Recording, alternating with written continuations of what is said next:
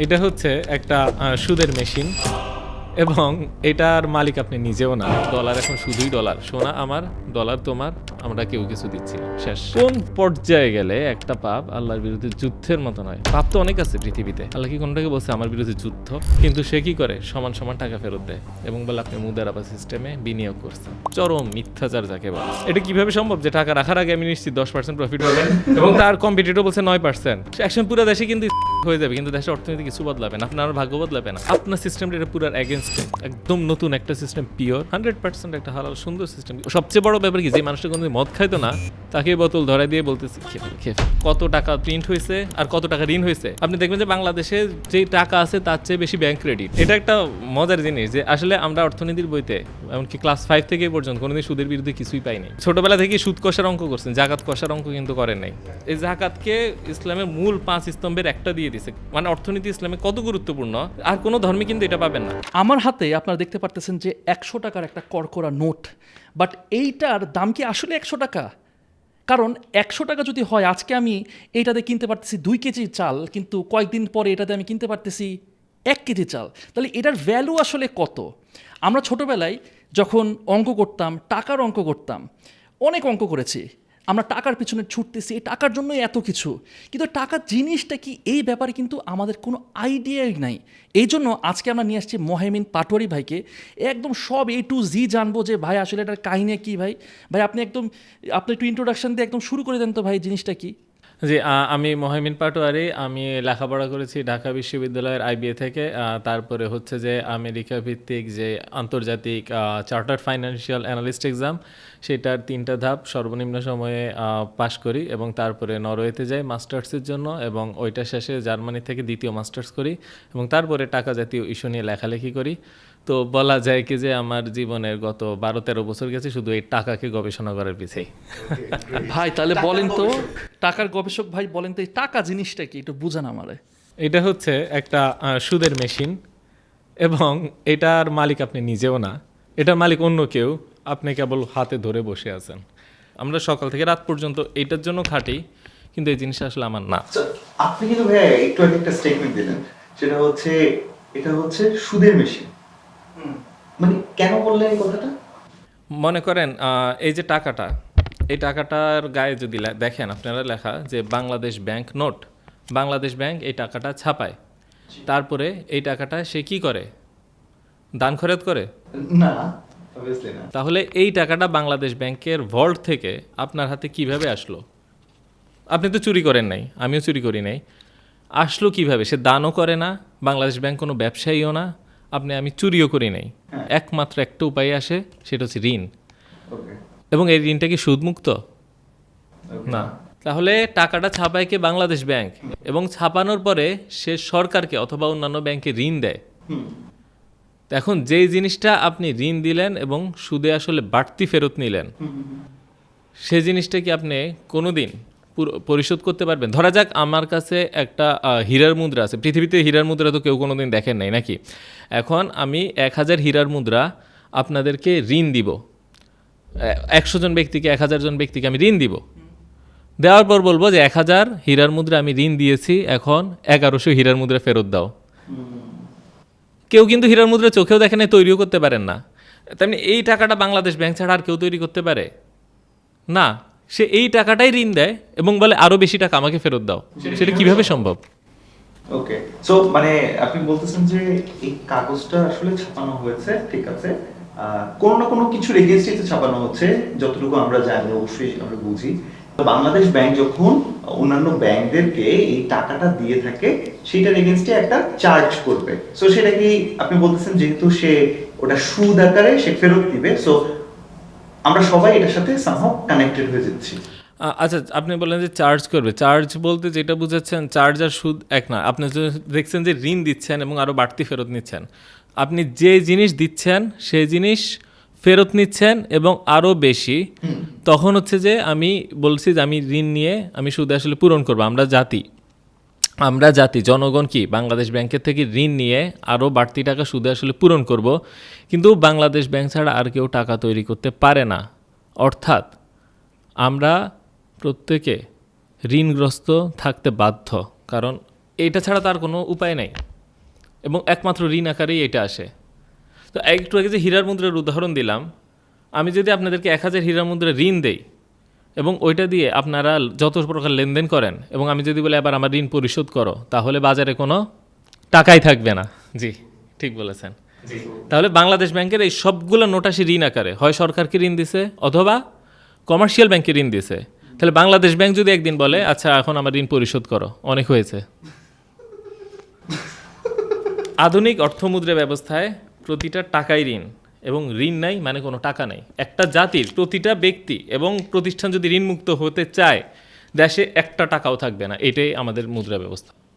তাহলে এখান থেকে বাঁচার উপায় কি বা এটার অল্টারনেট সলিউশনটা কি? প্রশ্নটা হচ্ছে যে এরকম যে আসলে আমার জন্ম কারাগারে, মৃত্যু কারাগারে, বংশ পরম্পরা কারাগারে, কারাগার ছাড়া কীভাবে বাঁচবো?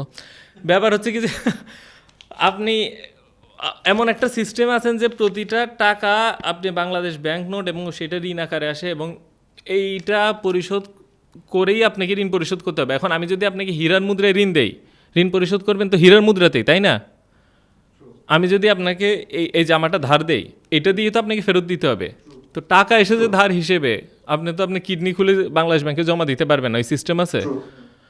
তো এখন একটা ব্যাপার কি যে আপনি বলতে পারেন যে আচ্ছা, তো বাংলাদেশ ব্যাংকের থেকে যে এই বছর আমরা 10,000 কোটি টাকা ঋণ নিলাম, আগামী বছর তো সে 11,000 কোটি টাকা ফেরত নিবে, তো নতুন 1,000 কোটি টাকা কোত্থেকে আসবে? আমাদের আবার ঋণ নিতে হবে। আমাদের আরও নতুন 1,000 কোটি টাকা ঋণ নিয়ে আগের 10,000 কোটি টাকা সুদ পূরণ করতে হবে। তারপরের বছর কি হবে? 1100 কোটি টাকা। আবার 1100 কোটি টাকা ঋণ নিয়ে এর আগের সুদ পূরণ করতে হবে।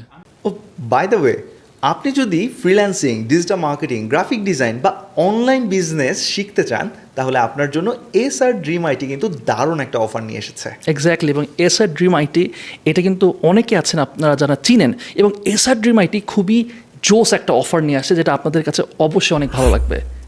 4 মাস ব্যাপী 100 ঘন্টার ফ্রিল্যান্সিং বান্ডেল প্যাকেজটা আপনারা কিন্তু 87% ডিসকাউন্টে, অর্থাৎ 30,000 টাকার এই প্যাকেজ পাচ্ছেন মাত্র 4,000 টাকায়। এটাকে বলছি আমরা বাই টু গেট 5 অফার।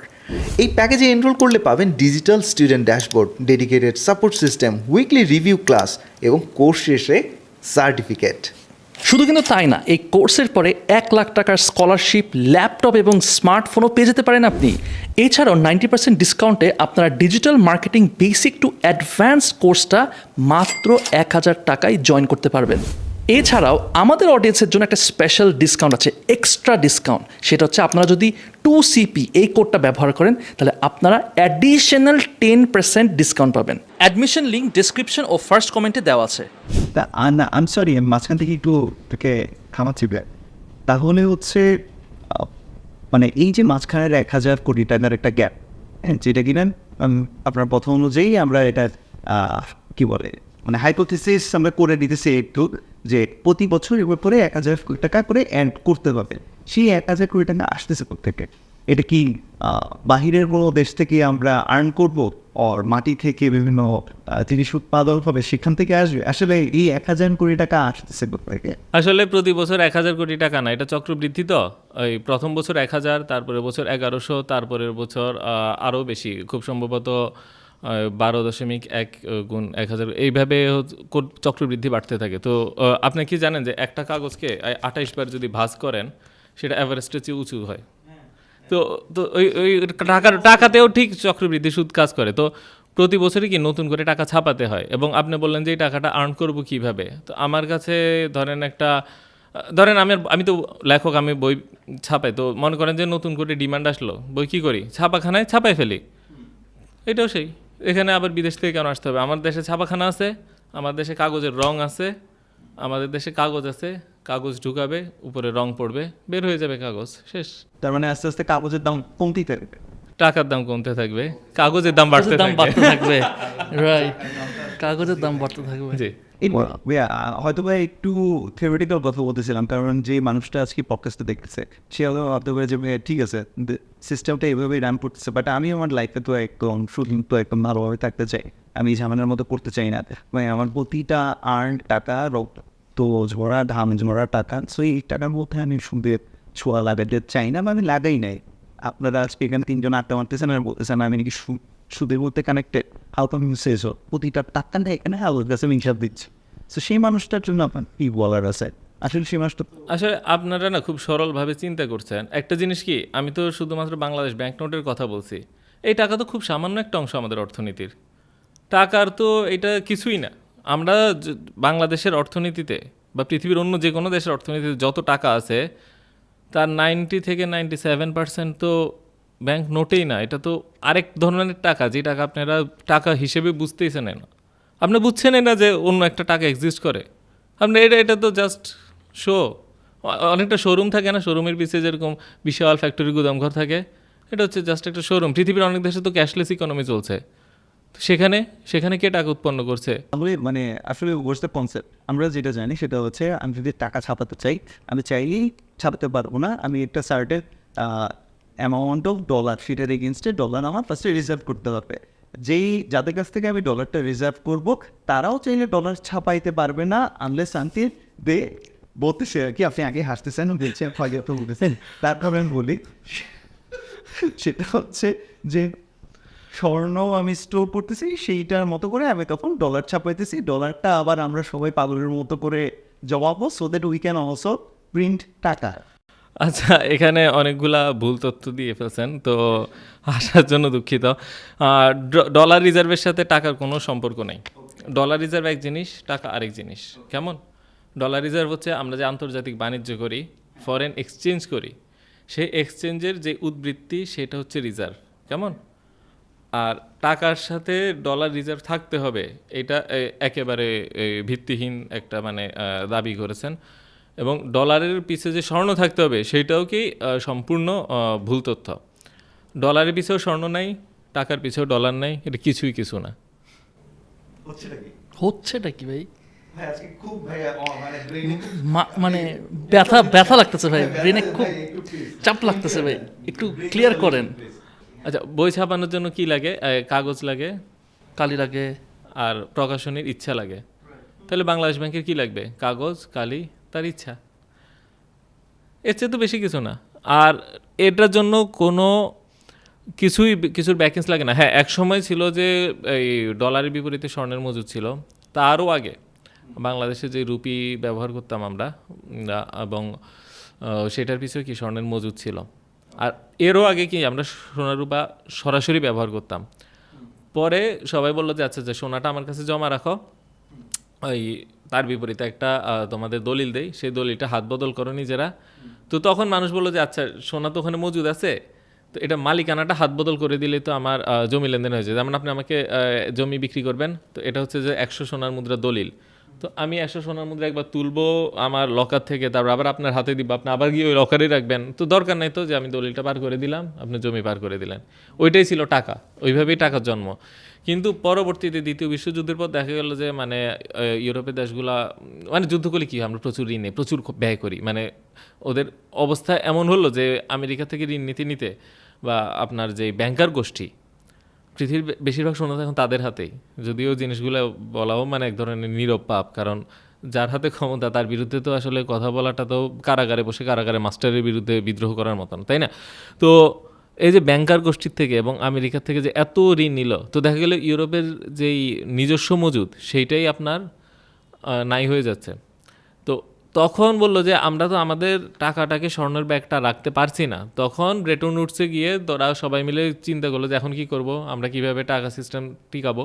তখন সম্মিলিতভাবে প্রস্তাব আসলো যে আচ্ছা, এখন থেকে একমাত্র আমেরিকার ডলারের বিপরীতেই সোনা থাকবে, আর বাকি সকল টাকার বিপরীতে আমেরিকান ডলার থাকবে।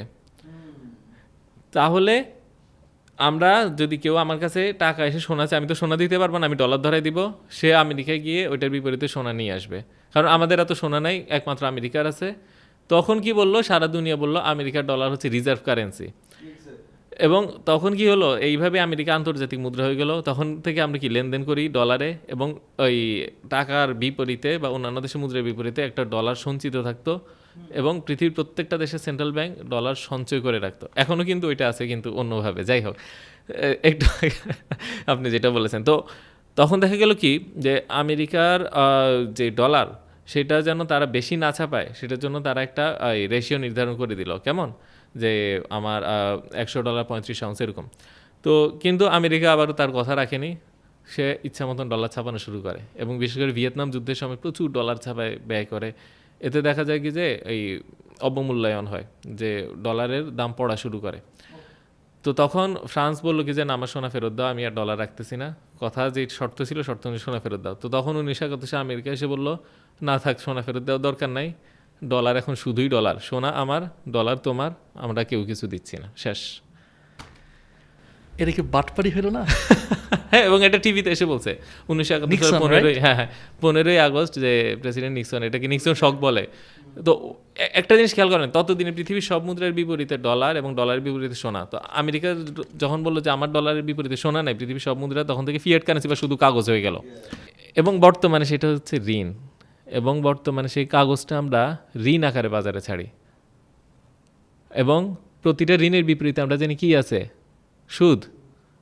এটা একটা ঋণ, এবং এটা যতক্ষণ আপনার পকেটে থাকবে ততক্ষণ এটার বিপরীতে সুদ উঠতেই থাকবে। যেই দিন আপনি কেন্দ্রীয় ব্যাংকে জমা দিয়ে বলবেন ভাই ঋণ নাও, পারলে আরও 20-30 টাকা নিয়ে একসাথে বলবেন যে ভাই এটার সুদ একসাথে ফেরত নাও, সেই দিন বন্ধ হবে। তার আগ পর্যন্ত আমাদের যতজনের পকেটে যত টাকা আছে প্রত্যেকটার এগেনস্টে সুদ উঠতে থাকবে। এবং এটার তো স্মল স্টোরি, এই যে এই টাকাটা আমরা কী করি, ব্যাংকে গিয়ে জমা করি, তাই না? মূল স্টোরি তো এখনও শুরুই হয় নাই। এটা কিছুই না, just a piece of paper, forget it. মূল গল্পটা কি জানেন? এইটার যখন আমরা ব্যাংকে জমা করি তখন ব্যাংক কী করে, আমাদেরকে একটা সংখ্যা দেখায় যে তুমি 10,000 টাকা জমা রাখছো, তোমার ব্যাংক অ্যাকাউন্টে 10 লক্ষ টাকা আছে কিংবা 20 লক্ষ। আমরা একটা সংখ্যা দেখি, 10 লাখ, 20 লাখ, 1 কোটি। এই সংখ্যাটাকে আমরা কি বলি, আমার জমানো টাকা, নাকি? যেমন ভাই, যেমন আপনি বলেন ব্যাংকে আপনার কত টাকা আছে, কিছু একটা বলেন, সত্যি হতে হবে তা না, বলেন 5,000 টাকা। 5,000। আচ্ছা ঠিক আছে, বুঝতেই পারতেছি এটা পুরাই মিথ্যা। আচ্ছা ওনার 5 কোটি আছে, ওনার 5,000 টাকা আছে। এখন আপনি তো আগে 5 কোটি টাকা জমা রাখছেন, তারপরে এই নাম্বারটা দেখতেছেন, তাই তো? এই টাকা জমা না রাখলে তো নাম্বার দেখতেন না।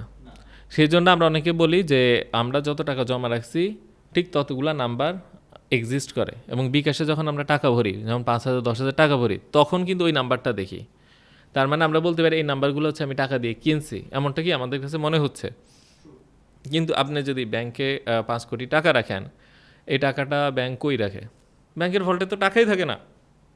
আপনার সবাই মিলে ব্যাংকে টাকা জমা রাখেন, সেই টাকাটা কি করে, মার্কেটে ছেড়ে দেয়।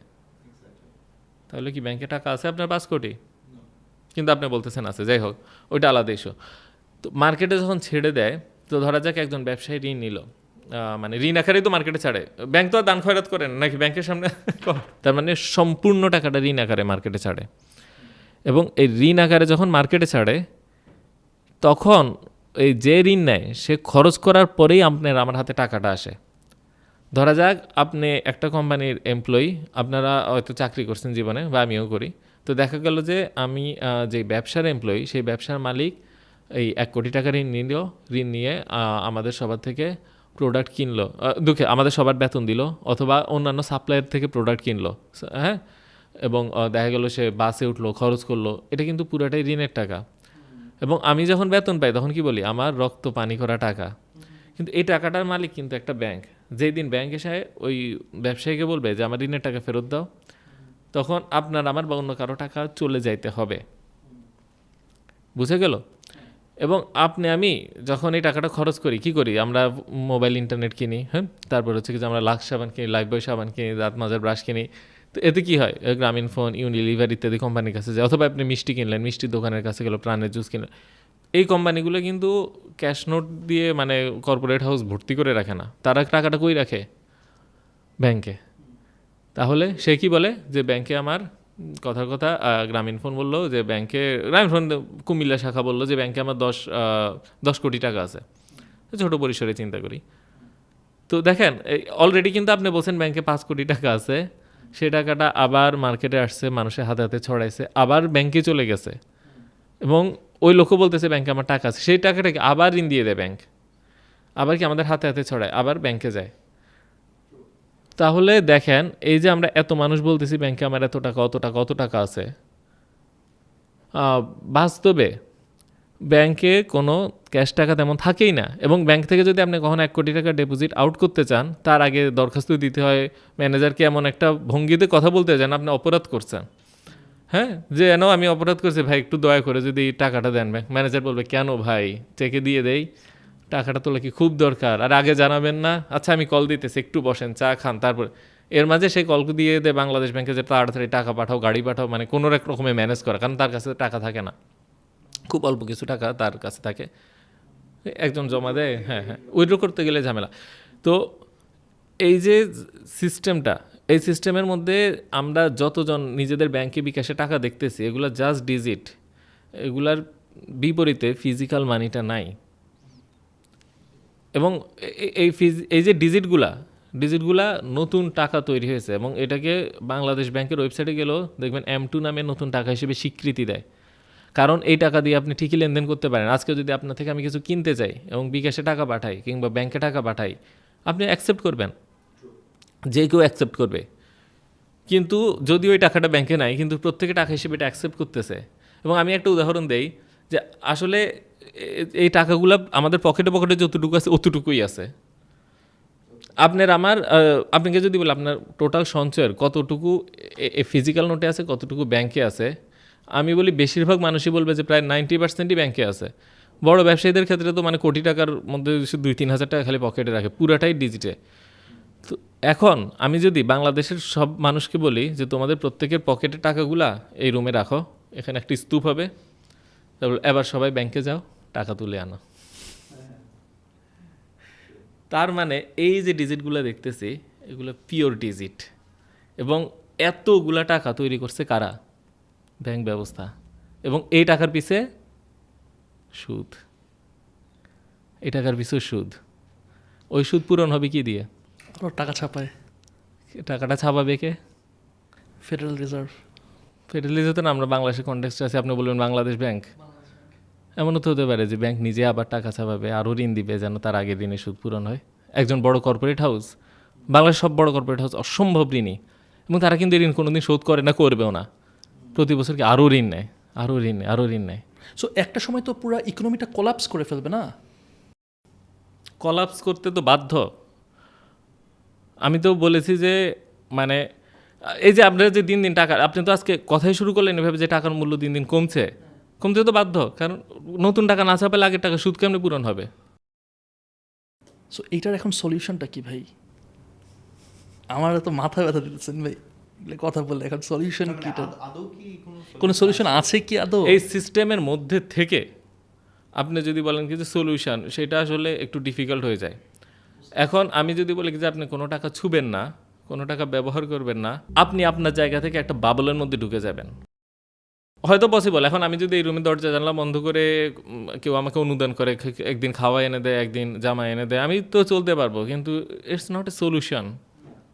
ইটস জাস্ট কি বলে এনস্লেভ না, আপনার হচ্ছে যে কারাবন্দিত্ব, আপনি গৃহবন্দী হয়ে যাবেন সলিউশন খুঁজতে গেলে। অথবা যেটা করতে পারেন, পুরো সমাজ থেকে বের হয়ে আপনার নির্জন দ্বীপে বা পাহাড়ে চলে যেতে পারেন। এবং একটা হাদিস বলি যে সেই হাদিস হচ্ছে এমন একটা সময় আসবে যখন প্রত্যেকটা মানুষ সুদের সাথে জড়িত থাকবে, যে সবচেয়ে দূরে থাকার চেষ্টা করবে বা সবচেয়ে ভালো, এক্সাক্ট ওটা মনে পড়ছে না, তার গায়ে শুধু ধুলাটা হইলেও লাগবে। এবং আরেকটা হাদিস আছে যেখানে বলছে এমন একটা সময় আসবে যখন মুমিনের জন্য সবচেয়ে গুরুত্বপূর্ণ সম্পদ হবে তার মেষপাল, সেটা দিয়ে সে দূরে চলে যাবে এবং ওখানে ওগুলো লালন পালন করে নিজেরটা নিজে খাবে। তার পূর্ণ সলিউশন আপনার ওইটাই। এখন আপনি যদি এই সমাজের মধ্যে থেকে এটার মধ্যে সলিউশন চান, এবং আমরা যে ইসলামী ব্যাংকিং দেখি, it's a part of this game, এটা সম্পূর্ণভাবে কি এই গেমেরই অংশ। এই পুরা সিস্টেমটাকে কোনোভাবেই সে চ্যালেঞ্জ করে না, নতুন কোনো সিস্টেম দেয় না। এবং সলিউশন করতে হলে আইদার টোটাল যে মানি এবং ব্যাংকিং সিস্টেম, এটাকে কলাপস করে দিতে হবে, ধ্বংস করে দিতে হবে, তারপরে নতুন একটা সিস্টেম তৈরি করতে হবে যেটা সম্পূর্ণভাবে সুদমুক্ত এবং যেখানে টাকাগুলা সুদের দলিল না এবং ঋণ আকারে খালি আসে না, সেটা হচ্ছে সলিউশন। আর আপনি বললেন যে না আমি এই সিস্টেমে থাকবো, আমি বিবাহিত, আমি কাজও করবো, ডাইনে যাব বাঁয়ে যাব, ফুর্তি করবো, একটু খাবো, চিল করবো, আপনি পুরোপুরি বাঁচতে পারবেন না, সম্ভব না। সুমন ভাই, আপনি বলতেছেন আমি সাজ্জাদ একা একা আসলে এই জায়গায় খুব একটা কিছু করতে পারবো না। আপনি যেটা বললেন, হ্যাঁ আমাকে চলে যেতে হবে বনে, বা হ্যাঁ কোনো এক সময় ওরকম ভয়ঙ্কর কিছু হলে করতেই হবে, কিছু করার নাই।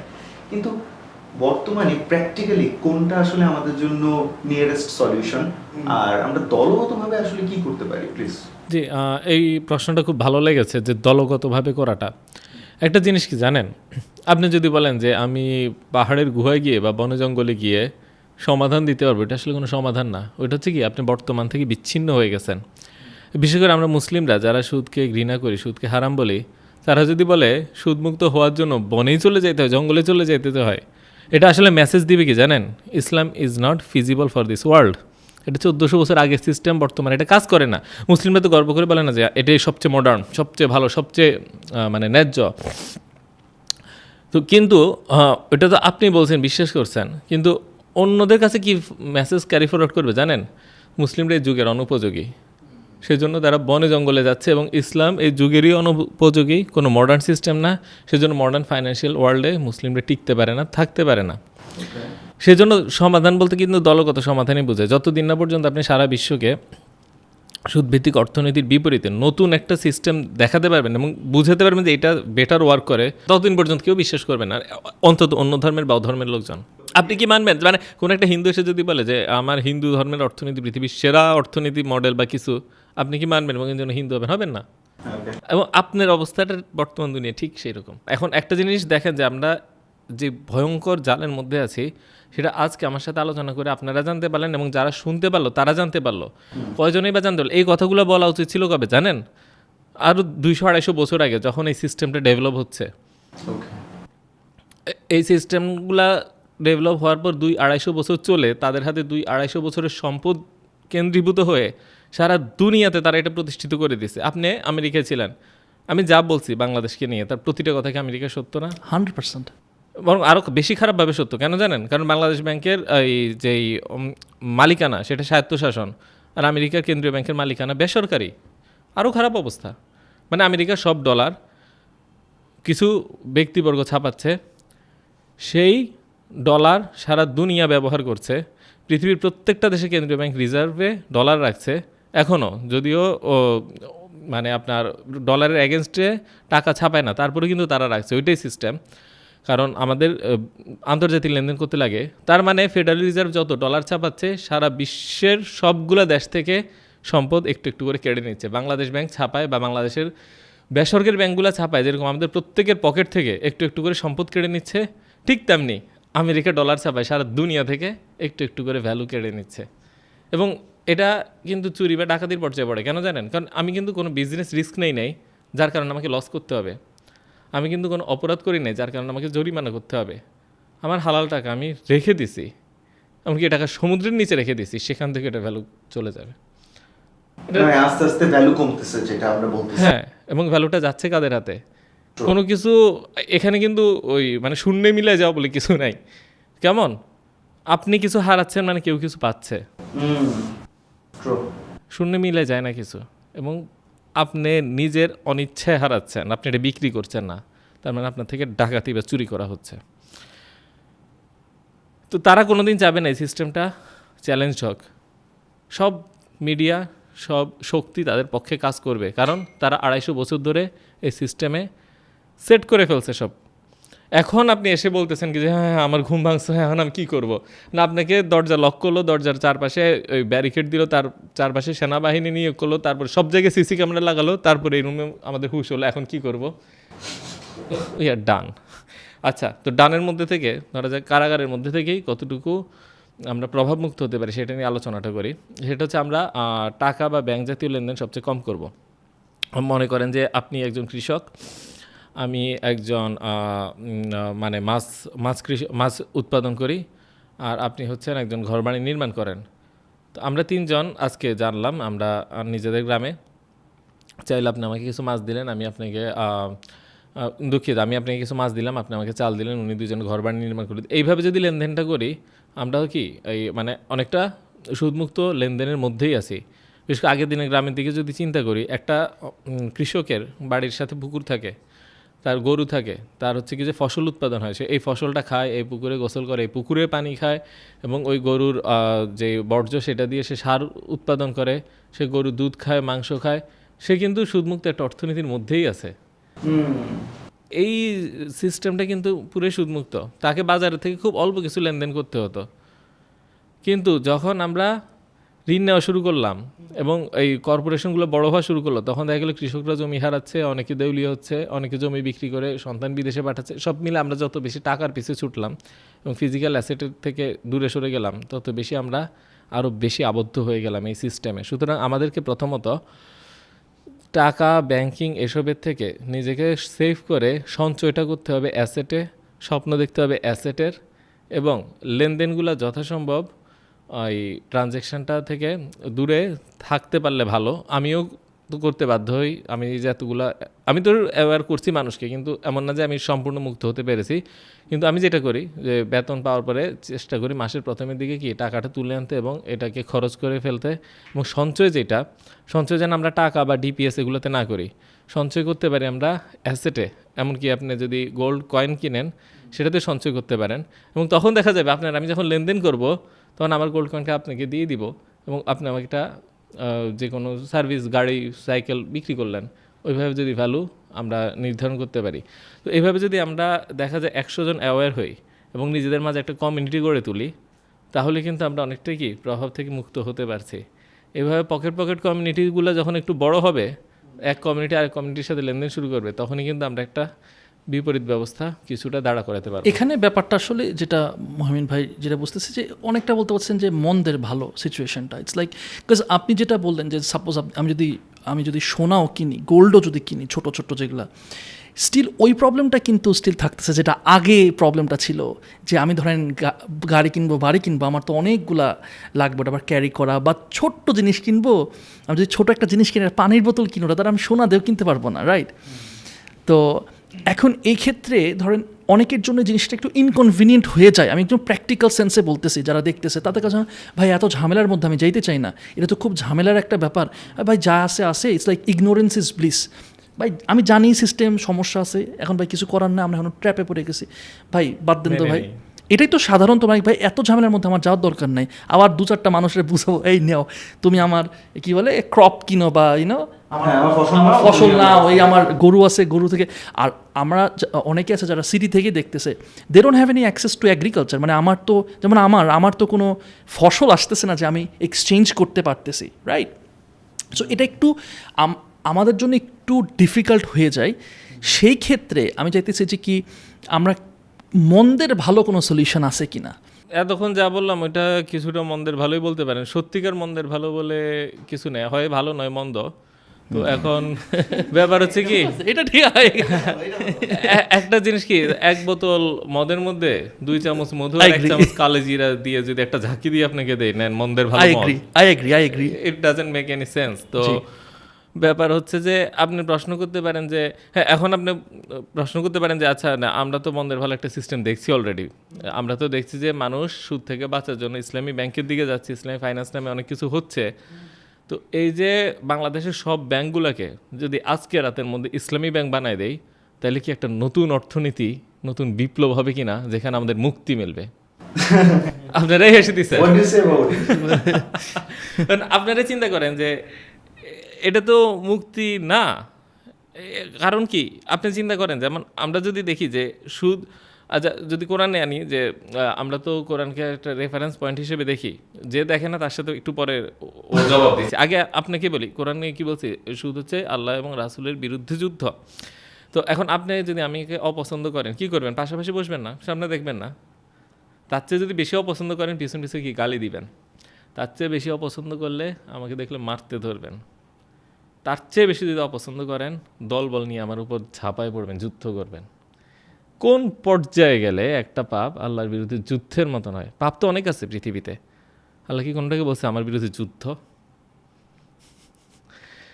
এখন যে এই সিস্টেমের অ্যাগেনস্টে কাজ করবে, সুদী সিস্টেমের বিরুদ্ধে বিকল্প ইসলামী সিস্টেম দাঁড়া করাবে, সে কি করবে? সুদের বিরুদ্ধে যুদ্ধ করবে।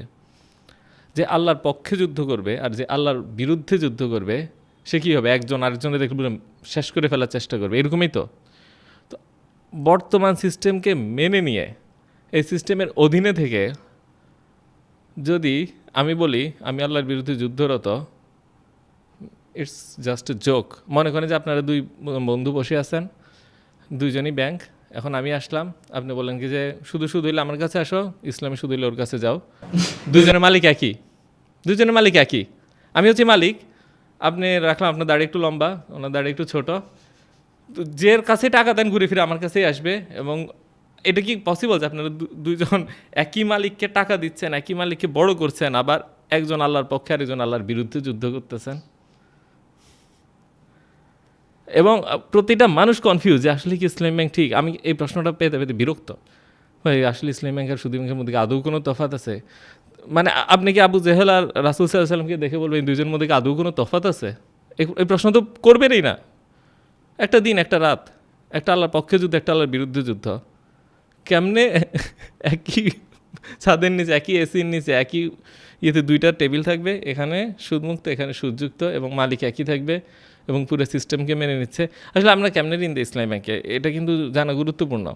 মনে করেন যে হ্যাঁ, মনে করেন যে আপনি আমার থেকে 100 কোটি টাকা ঋণ নেবেন, আমি 100 কোটি টাকা দিব, 110 কোটি টাকা ফেরত নিব, আমি নর্মাল ব্যাংক। এখন আপনি বলেন না ভাই টাকা লেনদেন খারাপ যে জিনিসটা, হ্যাঁ মুসলিম মানুষ না, বলেন কি এটা হয় নাকি? তো তখন আমি বললাম হ্যাঁ ভাই ঠিক বলছেন, আমরা ওকে দিতে পারি। তো আপনি এক কাজ করেন, টাকাটা নেন, আবার 120 ফেরত, 110 ফেরত আনেন, হ্যাঁ কিন্তু আমি হালাল করে দিব। তো আপনি টাকা নিলেন, নিয়ে বলেন কি যে ভাই 110 দিব, হ্যাঁ টাকা আমাকে দিচ্ছেন, হ্যাঁ তাহলে হালাল কেমন হলো? বলে আরে ভাই বুঝেন না, আপনি হচ্ছেন আমার প্রতিনিধি, আপনি যখন মাল কিনবেন তখন মালটা হবে কার? আমার। আপনি আমার প্রতিনিধি এজেন্ট, মাল কিনলে মাল হবে আমার, তারপরে মালটা কি করবেন? নিজের কাছে বিক্রি করে দিবেন 10% লাভে। কেন 10%? কারণ বাজারে সুদের হার চলে 10%।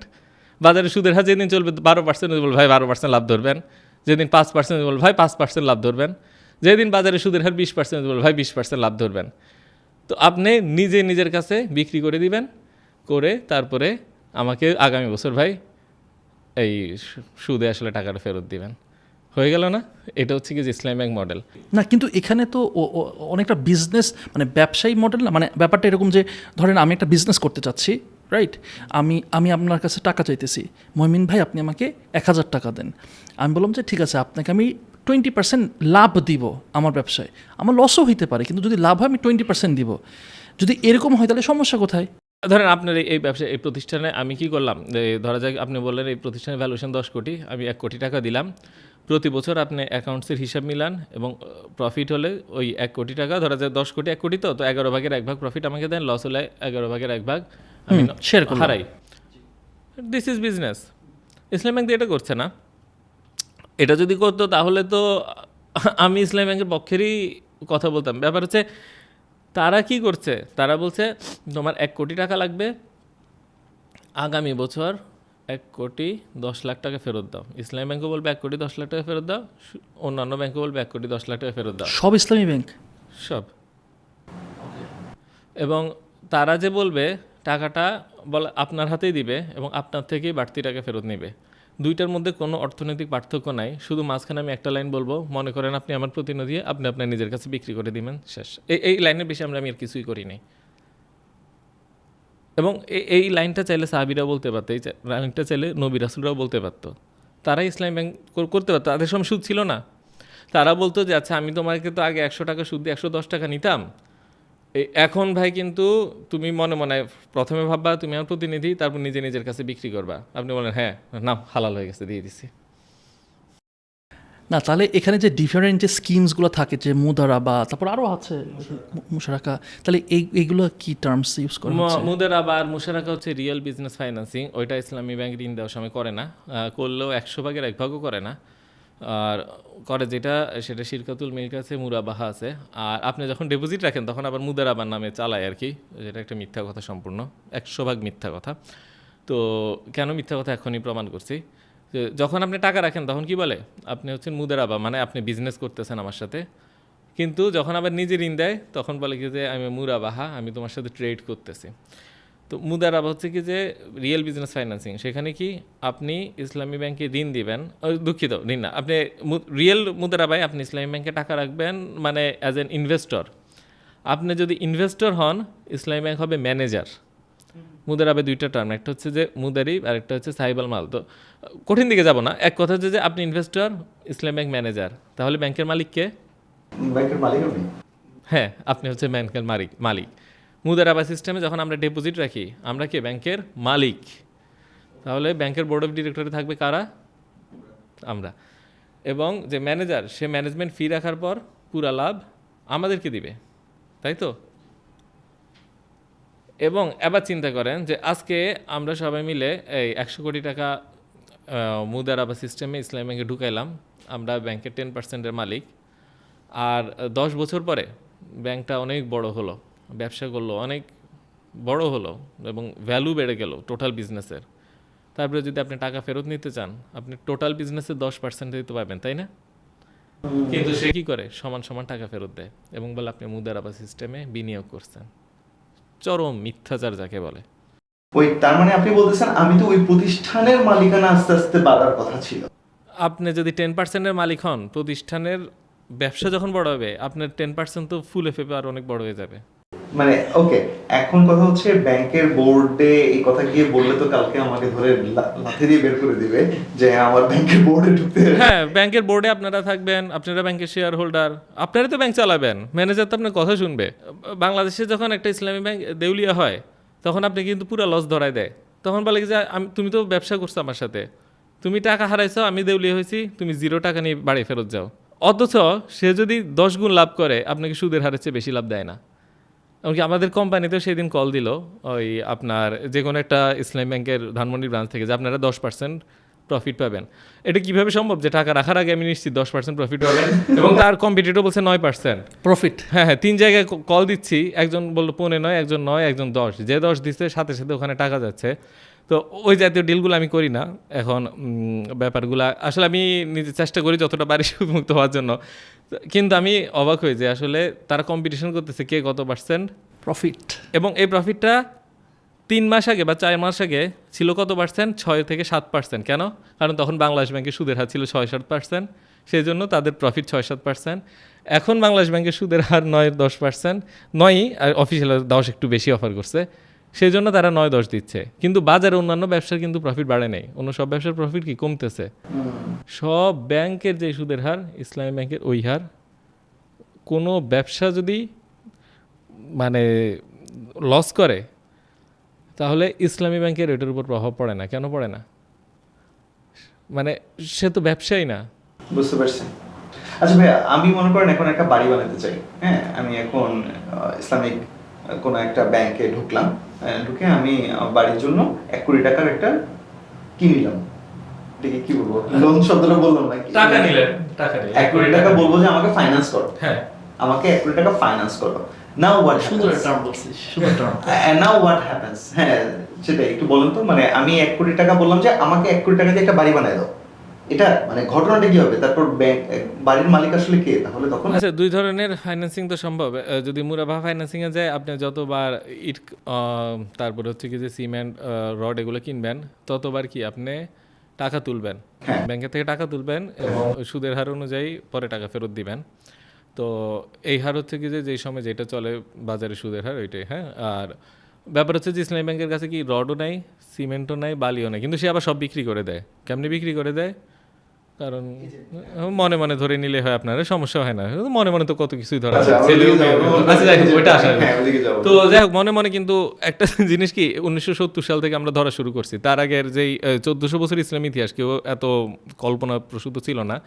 আগের যুগে মানুষ তো বোকা মূর্খ ছিল, তাই না? আমরা খুব বুদ্ধিমান, হ্যাঁ খুব বুদ্ধিমান। আচ্ছা ঠিক আছে, ওইদিকে না যাই। আচ্ছা, তো এখন তো এই মনে মনে ধরাই দিতে পারে, তো অনেকে প্রতিবাদ করতে পারে, না কি ব্যাপার ভাই, আপনি নিজের সরাসরি টাকা, কাঁচা টাকা ধরাই দিয়ে বললেন কি যে আবার বেশি ফেরত দিতে, আবার আপনার প্রতিনিধিটিতে কি বানাই দিলেন? আমি তো জীবনে আপনার কাজই করি নাই, আপনার থেকে তো আমি চাকরির আবেদনই করি নাই, আপনি আমার বিশ্বস্ততা যাচাই করলেন না, কোথা থেকে আপনি কি টাকা ধরাই দিয়ে আবার বললেন কি যে মনে করে যান, না আমি মনে করবো না, এবার আমার ঋণ দাও। তখন কি করবেন? তো আসলে তখন সিস্টেম নাই। তবে হ্যাঁ, শিরকাতুল মিল্ক একটা আছে, সেটা মানে হচ্ছে যে আপনার যদি এখানে ব্যাপার কি সব কিছু কি আসলে আমরা এই সুদাইজ করে ফেলছি। হ্যাঁ, সুদাইজ মানে ইন্টারেস্টের সিস্টেমে নিয়ে গেছি। প্রকৃতপক্ষে মুরাবাহা যে সিস্টেম, সেটাতে কি যে মনে করেন যে আমি চায়না থেকে মাল আনবো, আপনি আমার জন্য একটা কম্পিউটার এনে দিবেন। তো আপনার আনা যে খরচটা আছে বা আপনি আনবেন, কষ্ট করবেন, একটা লাভ তো আছে। তো আমি বলবেন যে হ্যাঁ, কম্পিউটারের দাম 50,000, তোমার আর 10,000 দিলাম, তুমি মালটা আনো। এটা হচ্ছে অরিজিনাল মুরাবাহা এবং এটা হালাল, এটা নিয়ে তো কোনো প্রশ্ন নাই। কিন্তু এটাকে আমরা ব্যাংকের সিস্টেমের মধ্যে দিয়ে একটা কাল্পনিক ব্যবস্থার মধ্যে দিয়ে যে সুদে যে অর্থনীতি, সেটাকে টিকায় রাখলাম। এবং ওই একইভাবে যে ওদের যে মুদারাবা তো খুবই ভালো জিনিস, কিন্তু সে মুদারাবাটা কি চেঞ্জ মেঞ্জ করে হাবিজাবি করে একটা সুদ বানাই ফেলছে। ঠিক তেমনি শিরকুল মিল্কেও সেই আপনাকে বলবে যে হ্যাঁ তোমার বাড়ির মালিকানা এতটুকু আছে, এতটুকু করে এই বাড়তি টাকা দিয়ে আস্তে আস্তে করে মালিকানা চেঞ্জ করো। যে দেখা গেলো ওই আপনি প্রতি বছর যে ভাড়া আসার কথা তার চেয়ে একটু বেশি করে দিয়ে একটু করে মালিকানা পরিবর্তন করে পুরোটা মালিক হবে। এটা যদি অ্যাকচুয়াল তারা করতে পারতো তাহলে কিন্তু আমার কোনো আপত্তি, কিন্তু তারা এটাকেও সুদের হারে রেট ক্যালকুলেট করে ওইভাবে ইন্স্যুরেন্স করে তাদের লাভটা নিশ্চিত করে পুরো সিস্টেম ওইভাবে করে, এবং কোনো একটা মাসে যদি আপনি ভাড়া দিতে দেরি করেন সাথে সাথে বাজারে সুদের হার অনুযায়ী আপনার বাড়তি জরিমানা ধরায় দেয়।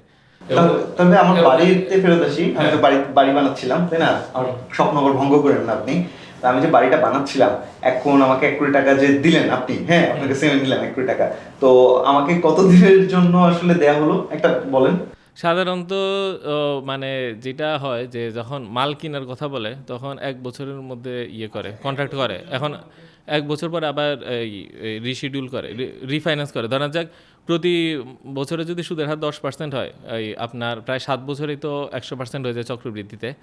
চক্রবৃদ্ধি যদি না নেয় 10 বছরে 10% হবে। তো এখন মনে করেন যে আপনি এই বছর মাল কিনতে যে টাকা দিতে পারলেন না, পরের বছর যদি আপনি দেউলিয়া হয়ে পথে পথে ঘুরেন, সে আবার ওইটাকে এই রিফাইন্যান্স করে দিবে। ভান দেখাবে যে এরপরের বছর আপনি 1,10,00,000 টাকার মাল কিনছেন এবং 1,21,00,000 টাকা সে আপনার থেকে পাবে।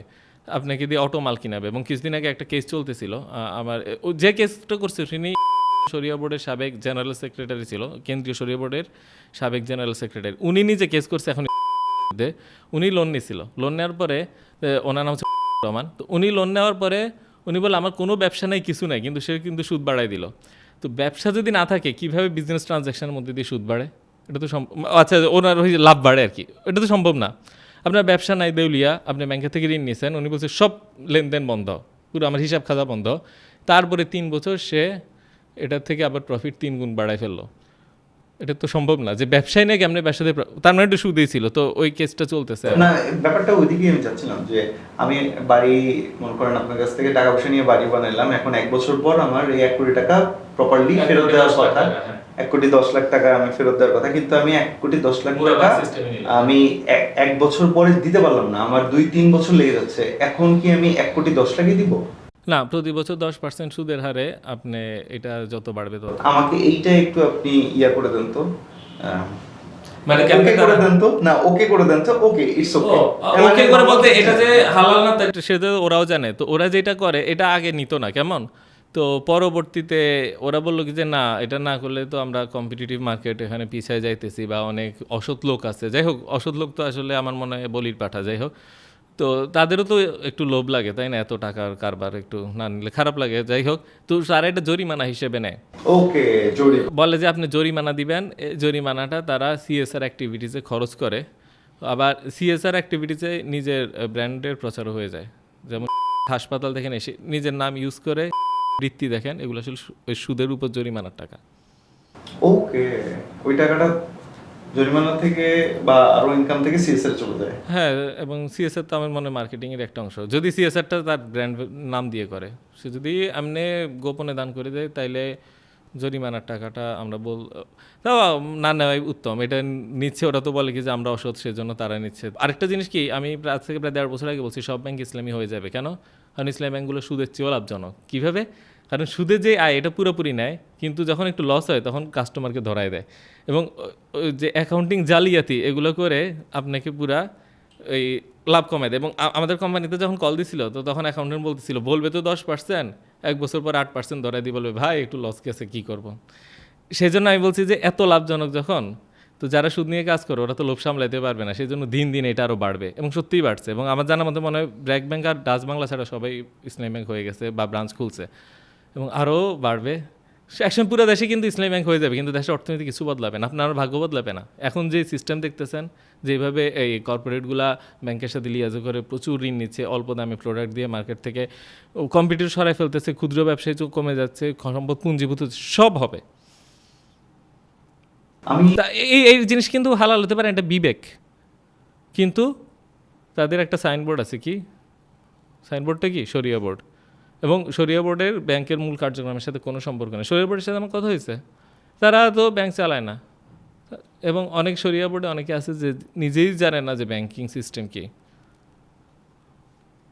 এটা বাস্তব, কথাটা যতজনে অস্বীকার করক, আমি লিখে দিতে পারবো এটা সত্য কথা। শরিয়া বোর্ডে আছেন নিজে ব্যাংকিং সিস্টেম বুঝে না, কিছুই জানে না। আমার মানে গিজি গিজি গিজি গিজি করছে, মানে ইটস লাইক আপনি আইডিওলজিক্যালি আগুন ধরাই দিচ্ছেন, and I like oh my god, পানি খুঁজতেছে। আচ্ছা ভাই, আপনি তো বলতেছেন কোনোটাই সলিউশন নাই, কিন্তু একটা ঘটনা আমি শেয়ার করতে চাই। কানাডার রেজাইনা সিটিতে, সেখানে মোহাম্মদ আশিক নামে একটা ভাই আছে, তার সম্বন্ধে আমি জানি। দেখেন তারা কি করে, মুসলিম বিভিন্ন স্টুডেন্ট নানান জায়গা থেকে সেখানে পড়তে যায়। এখন স্টুডেন্টরা পড়তে যাওয়ার পর তাদের কমন একটা নিড কি, একটা গাড়ি লাগে। $10,000-15,000 খরচ হয়, একটা গাড়ি লাগে। এখন এই গাড়িটা হুট করে একটা স্টুডেন্ট কিনতে পারে না দেখে তারা কিন্তু কি করে, কার লোন নেয়, তাদের গাড়িটা লোন নিতে হয়। এখন আমি একজন মুসলিম, আমি চাচ্ছি না লোনে গাড়ি নিতে, কারণ আমাকে সুদ দিতে হবে না। What's the solution? এই মানুষগুলো কি করলো, তারা একটা সলিউশন নিয়ে আসছে। তারা দেখা যায় প্রায় 30 জনের মতো মিলে একটা গাড়ি কিনে, সেই গাড়িটা কিনে ওই ছেলেটাকে ভাড়া দেয়।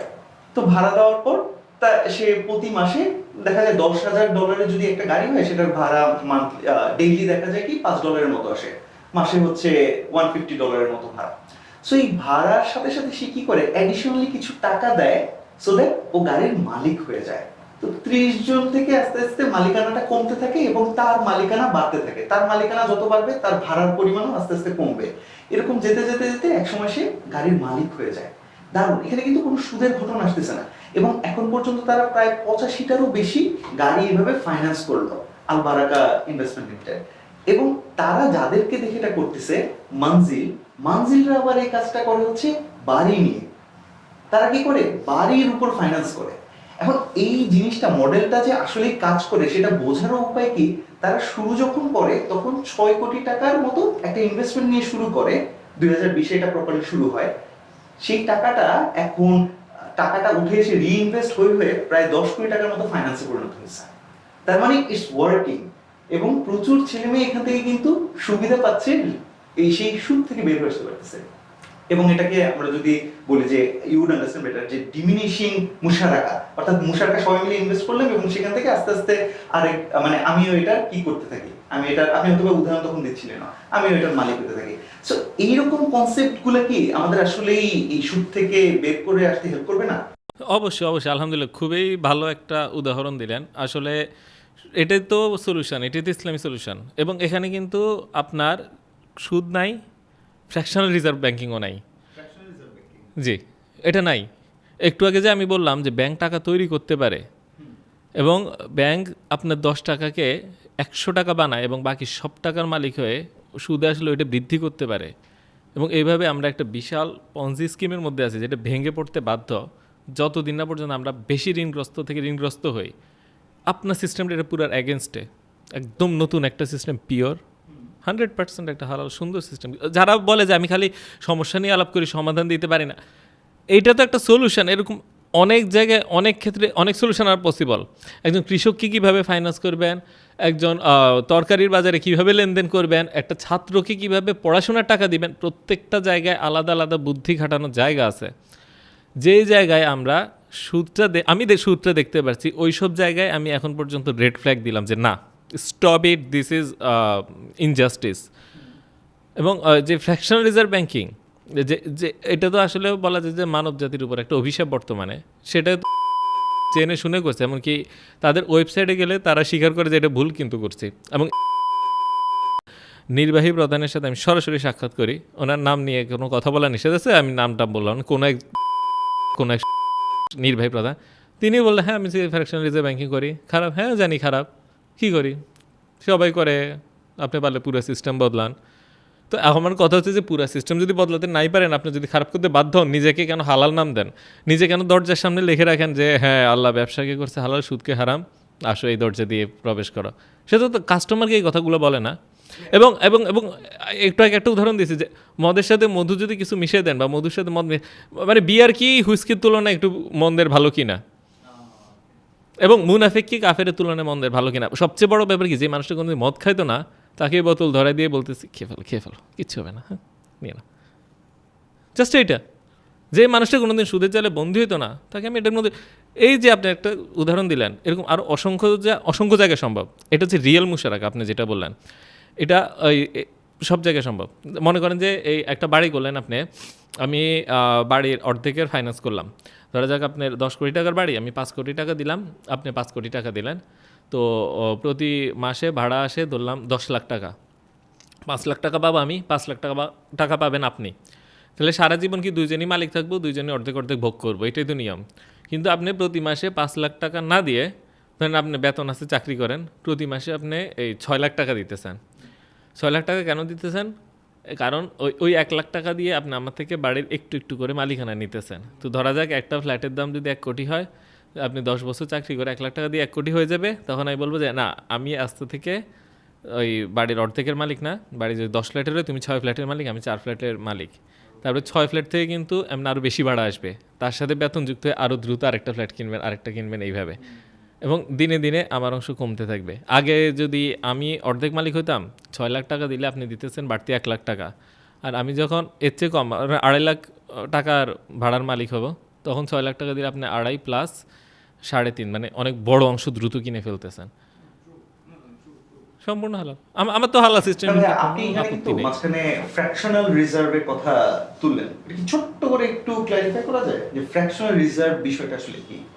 ফ্র্যাকশনাল রিজার্ভ অত্যন্ত জটিল একটা বিষয়, এবং এটা এমন একটা বিষয় যে আমি বললাম যে আপনি ব্যাংকে রাখলেন 10 টাকা, ব্যাংক ঋণ দিবে 100 টাকা। এটা আমাদের সাধারণ চিন্তায় অসম্ভব, তাই না? আমার কাছে যদি থাকেই 10 টাকা, আমি তো 100 টাকা ঋণ দিতে পারি না। কিন্তু ব্যাংক পারে, কারণ bank can create money, bank can print money, this is digital money. আর ওইটাই আপনাকে ঋণ আকারে দেয় এবং তার উপর সুদ নেয়। এখন চিন্তা করেন, সারা দেশে আছে 10,000 কোটি টাকা, 10,000 কোটি টাকা আমি ব্যাংকে রাখলাম, ব্যাংক এটা পুরোটা ঋণ দিল। কত টাকা দিবে? 10কে 100 গুণ বানাবে, 1 লক্ষ কোটি টাকা। এর উপর সুদ আসবে কত? 10,000 কোটি টাকা। 1 বছরে সারা দেশের সব টাকা তার। তারপরের বছর কি হবে? তার বছর আপনি দেউলিয়া হবেন, কারণ সব টাকা তো তার হয়ে গেছে। এরপর সুদ দিবেন কেমনে? আপনি দেউলিয়া হবেন। দেউলিয়া হলে আপনার সম্পত্তিটা কার কাছে যাবে? ব্যাংকের কাছে। মানে এই যে সিস্টেমটা, এই সিস্টেমটা টিকায় রাখলে আপনার সম্পদ উপরের দিকে যাবেই। এমন না যে এটার জন্য তারা মেধা খরচ করতেছে বা ঝুঁকি নিতেছে। সিস্টেমটাই এমন যে আমি সম্পূর্ণ জাতিকে পুরাটা ঋণ দিব, এবং তার উপর যখন সুদ চাবো, তো জাতির কাছে তার কোনো টাকা নাই, সে আস্তে আস্তে আমাকে সম্পদ দিতে থাকবে। মনে করেন যে একটা খেলার মাঠে আপনাদের এই 5 জনকে ছাড়লাম, প্রত্যেকের হাতে 100 টাকা দিয়ে বললাম প্রত্যেকে 120 টাকা ফেরত দিবা, তারপর দর্শকের মতন বসে আমি খেলা দেখছি। আর বললাম কি যে হাই, প্রত্যেকে 120 টাকা দিবা, না দিলে তোমার সব সম্পত্তি কেটে নিব। আপনি চিন্তা করেন তো, এটা কি আপনারা পারবেন? যে প্রত্যেকের হাতেই আছে 100 টাকা, আপনাকে একটা খেলার মাঠে ছেড়ে দিছি, বললাম 120 টাকা, যে ফেরত দিতে পারবে না ওর সম্পত্তি কেটে নিব। সিস্টেমেই তো আপনি একজন তো দিলিয়ে হইতে বাধ্য, তাই না? 4 জন যদি ঋণ দেয় ফেরত, তাহলে 480 টাকা আসে, তার একজন 20 টাকা নিয়ে আসবে, হলো না? বললাম আচ্ছা এই বছরে সুদ 20 টাকা, পরের বছর আরও 20 টাকা আনো। আপনাদের মধ্যে খেলাটা কিন্তু আসলে খেলা থাকবে না, গ্ল্যাডিয়েটর ফাইট হয়ে যাবে। আমি যদি বলি 2টা দল ফুটবল খেলো, যে জিতবে তাকে একটা কাপ দিব, সেটা হচ্ছে সুস্থ প্রতিযোগিতা। অনেকে ব্যবসা করবে, যে ভালো করবে তার সম্পদ একটু বাড়বে। কিন্তু আমি যদি পরে বলি যে আজকে 2টা টিমকে বলি যে আচ্ছা তুমি 11 জন, তুমি 11 জন, আগামীকালকে যে সবচেয়ে খারাপ খেলবে 2 জন, এদের সম্পত্তি আমি কেড়ে নিব, এদেরকে পিটায় বাইর করে দিব, তখন আগামীকালকের খেলাটার খেলা থাকবে না। আজকে রাত থেকে শুরু হয় পলিটিক্স, গুজুর ফুস, আমরা 3 জন বললাম, আমরা 3 জন এক গ্যাং করি, ওগুলো শেষ করে দিব। হ্যাঁ, কারণ সবচেয়ে খারাপ 2 জন খেলবো, ওদের মধ্যে যেন আমরা না হই। ওদিকে আরেক গ্যাং হবে, একে পরামর্শ দিবে, রেফারিকে ঘুষ দিবে, পরের দিন অস্ত্র নিয়ে মাঠে নামবে, ল্যাং দিবে, এর ছুরি দিয়ে অসুস্থ, খেলাটার খেলা থাকবে না, এটা যুদ্ধ হয়ে যাবে। ঠিক তেমনি সমস্ত ব্যবসায়ী কমিউনিটিকে ব্যাংক যখন ঋণ দিয়ে বলে আবার সুদে আসলে আরও দাও, ব্যবসা থাকে না। সেই জন্য আপনি দেখেন কাস্টমার এক্সপ্লয়টেশন। আপনি বলেন কি যে ব্যবসায়ীরা ভালো না, অসাধু। সিস্টেমটাই তো এমন না যে এটা শুধু বাংলাদেশের কমন সমস্যা, পৃথিবীর প্রত্যেকটা দেশে কি সমস্যা, এবং কোনো দেশেই কিন্তু মানে এই সিস্টেম থেকে মুক্ত না। এইটা একটা সবচেয়ে বড় কোশ্চেন যে আমরা পৃথিবীর 180টা দেশ, তো ভাষায় বিভিন্ন রকম, আমরা চিন্তাধারা বিভিন্ন রকম, সংস্কৃতি বিভিন্ন রকম, কিন্তু অর্থনৈতিক সিস্টেমটা কেন সবার একরকম? তার মানে টোটাল অর্থনৈতিক সিস্টেম একটা কন্ট্রোলড সিস্টেম। এবং সারা দেশের থেকে যেইভাবে আমাদের দেশের ব্যাংক ব্যবস্থা টাকাগুলা, সম্পদগুলো, ভ্যালুগুলো কালেক্ট করে, তেমনি সারা বিশ্ব থেকে তার উপরে যারা আছে তারা কালেক্ট করে। আপনার যদি সার্চ করেন যে ফেডারেল রিজার্ভের মালিককে, আপনি বের করতে পারবেন না, কোনো দিনও পারবেন না, কোথাও উত্তরটা পাবেন না। কিন্তু এই প্রশ্ন সার্চই করেন না বেশিরভাগ মানুষ, কেউ জানে না। কিন্তু লেখা আছে এটা বেসরকারি প্রতিষ্ঠান। তারা কারা? তারা কারা এটা নিয়ে বহু চিন্তা, বহু গুজব, আসলে ওইটা তো আরেক আলোচনা। এবং অনেকে বলে বিশ্বব্যাংকে কি না, বিশ্বব্যাংক আসলে একটা পর্দা। বিশ্বব্যাংক আসলে মুদ্রা জাতীয় ইস্যুটা ডিল করে IMF, এবং IMF-এর স্টেক হোল্ডার সেন্ট্রাল ব্যাংকাররা, এবং সেন্ট্রাল ব্যাংকের স্টেক হোল্ডার কমার্শিয়াল ব্যাংকাররা, এবং এই ব্যাংকার জোট যেই মালিকানাগুলা, সেগুলা আসলে আমরা ওইভাবে চোখে দেখবো না, কারণ ওগুলার কয়েক প্রজন্ম পার হয়ে গেছে। আবার বিভিন্ন ফান্ড আছে, ওই ফান্ডের মধ্যে অন্যের ইনভেস্টমেন্ট আছে, ওই ফান্ডে এই ব্যাংক ইনভেস্ট। এইটা আসলে আমি বৈজ্ঞানিকভাবে কোনো, এতক্ষণ পর্যন্ত যে কথাগুলো বলছি এগুলোর কোনো কন্ট্রোভার্সি আনতে পারবেন না। কেন? কারণ এগুলো প্রত্যেকটা প্রমাণিত। আপনি ইন্টারনেট সার্চ করুন, ফ্র্যাকশনাল রিজার্ভ চলে আসবে। আপনি ইন্টারনেটে সার্চ করবেন যে কত টাকা প্রিন্ট হয়েছে আর কত টাকা ঋণ হয়েছে, আপনি দেখবেন যে বাংলাদেশে যেই টাকা আছে তার চেয়ে বেশি ব্যাংক ক্রেডিট। এটাই তো ফ্র্যাকশনাল রিজার্ভ। যে আমি বাংলাদেশ ব্যাংকের ওয়েবসাইটে যাই, আমেরিকার ব্যাংকের ওয়েবসাইটে যাই, মিশরে যাই, চীনে যাই, আপনার হচ্ছে এই কী বলে সৌদি আরবে দেখি, প্রত্যেকটা দেশে দেখবো যত টাকা ছাপানো হয়েছে তার চেয়ে বেশি ঋণ। This is fact, you can not argue. কিন্তু আপনি যদি বলেন কি যে টোটাল সিস্টেম প্রত্যেকটা দেশে এক, কেন? আমরা কি জানি সব কিছু এক হয় কখন? যখন উপরে একটা মাস্টার থাকে, তাই না? আমরা এখানে 10 জন 10 রকম আচরণ করবো, কিন্তু একজন যে কমান্ড দেয় তুমি এমনি করো, তুমি এমনি, তুমি দেখেন একটা শৃঙ্খলা আছে। মহাবিশ্বেও কিন্তু আমরা শৃঙ্খলা দেখি, সেই জন্য আমরা বলি মাস্টার আছে, তাই না? পৃথিবীর সব দেশ কেন একই অর্থব্যবস্থা হইতে হবে? এবং যেই দেশগুলাই অর্থব্যবস্থা মানে না তাদেরকেই আন্তর্জাতিকভাবে শত্রু রাষ্ট্র, সন্ত্রাসী রাষ্ট্র হিসেবে চিহ্নিত করা হয়। নর্থ কোরিয়া কিন্তু মুসলিম না, north Korea just doesn't follow this system. কিন্তু সৌদি আরব মুসলিম, শুধু মুসলিম, খুবই ভালো মুসলিম। সৌদি আরব এই সিস্টেমের অংশ, কোনো সমালোচনা দেখবে না সৌদি আরবে, না কেউ সৌদি আরবকে সন্ত্রাসী রাষ্ট্র বলে না। সেখানে গণতন্ত্র নাই, সেখানে ইসলামী শরিয়া আইন আছে, কোনো সমস্যা নাই। কিন্তু যদি আফগানিস্তানে এই ঘটনা করতে যায় খুব সমস্যা হয়ে যায়, আর বাংলাদেশ যদি করতে যায় শরিয়া আইন উড়াই দিবে। সৌদি আরবে কিছু হচ্ছে না কেন? হ্যাঁ, তো বাংলাদেশ যদি এই সিস্টেমকে মেনে নিয়ে বলে হ্যাঁ তোমাদের সব কিছুর সাথে আছি, সাথে শরিয়া আইন একটু নিলাম, আচ্ছা নো প্রবলেম। ওয়াও, খুবই ডিপ আলোচনা ভাই। এখন আমরা তো সবাই ছোটোখাটো মানুষ, আমরাও এখন এই জায়গা থেকে আমরাও বুঝতেছি বিষয়টা। এখন আমি একটু আরেকটা ইয়াতে যাব এটার সাথে রিলেটেড, সেটা হইতেছে যে দেখেন টাকা পয়সা তো এখন ধরেন আমি সঞ্চয়পত্র বা যেটা বলবো, এখন আমি সুদ থেকে যতটুকু বের হয়ে থাকতে পারি, এখন ইনভেস্টমেন্ট আমি কোথায় করতে পারি? অনেকে ইনভেস্টমেন্ট নিয়ে কোয়েশ্চেন করবে, অনেকের মাথায় যে ভাই আমি ইনভেস্ট করব। এখন আমি চাকরি করতেছি ভাই, আমি বিজনেস করতে পারবো না, আমি জাস্ট ভাই বলেন আমি ইনভেস্ট করব। জমির দামও অনেক বেশি, আমি জমিও কিনতে পারবো না। এখন প্র্যাকটিক্যালি আমি কি করা যেতে পারে সেই ক্ষেত্রে? যে খুব ভালো একটা প্রশ্ন, খুবই ভালো। এইটা ওই রিয়েল মানে মানুষের দাবি, এতক্ষণ আলোচনা পরে এটাই কিন্তু দাবি। হ্যাঁ, ইনভেস্ট তো আমরা করবো অবশ্যই, ব্যাংকে টাকা রাখবো না, সঞ্চয় ইনভেস্ট। আর জমি কিনা আসলে সাধারণ মানুষের পক্ষে খুব কঠিন হয়ে যায়। কিছু জমি আছে যে কিস্তিতে কিনা যায়, সেগুলো সম্ভব, কিন্তু ওই তাছাড়া বাকি জমিগুলো আসলে এইভাবে আমি নিজেও জমি কিনতে পারছি না। আসলে আমার আয় কিন্তু অত বেশি না, কারণ কি আমি সারা জীবনে যে লেখাপড়া করছি সেটা কিসের লেখাপড়া? সুদের লেখাপড়া। আমি আমার জ্ঞানটাকে কাজে লাগাচ্ছি সুদের বিরুদ্ধে। এটা একটা মজার জিনিস যে আসলে আমরা অর্থনীতির বইতে এমনকি ক্লাস 5 থেকে পর্যন্ত কোনোদিন সুদের বিরুদ্ধে কিছুই পাই নাই। এবং সুদের মধ্যে সবচেয়ে বেশি পড়াশোনা করছে যারা ফাইন্যান্সের ছাত্র, এবং আমি, এবং ছোটোবেলা থেকেই সুদ কষার অঙ্ক করছেন, জাকাত কষার অঙ্ক কিন্তু করেন নাই। জাকাত কিন্তু ইসলামের 5টা স্তম্ভের একটা, সেটা আমরা স্কুলে 10-12 বছরে শিখতে পারিনি। তো একটা কী শিখলাম আসলে, যে আমি বললাম যে আমার যে বিশ্বাস সেটা 5টা খুঁটির উপর দাঁড়ায় আছে, সেই একটা খুঁটির স্কুলে কোনোদিন শিখে না, কিন্তু শিখছি কিসে? যেটা এই বিশ্বাসের বিরুদ্ধে যুদ্ধ, সেইটার অঙ্ক শিখে গেছি। ওই অঙ্ক ছাড়া কেউ তো পরীক্ষায় মানে পাশ হয় না, ওই অঙ্ক ছাড়া চাকরি হয় না।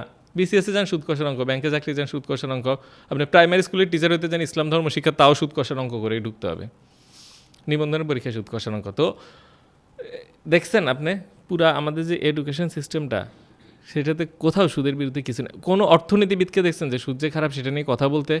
আল্লাহ তো আমাদের জন্য সুদ নিষিদ্ধ করছে সুদ খারাপ দেখেই। আমাদের আল্লাহ তো কোনো পাওনা নাই আমাদের থেকে নাকি, যে না আমরা সুদ না খাইলে আল্লাহ রিজিক বাড়বে বা নাউজুবিল্লাহ।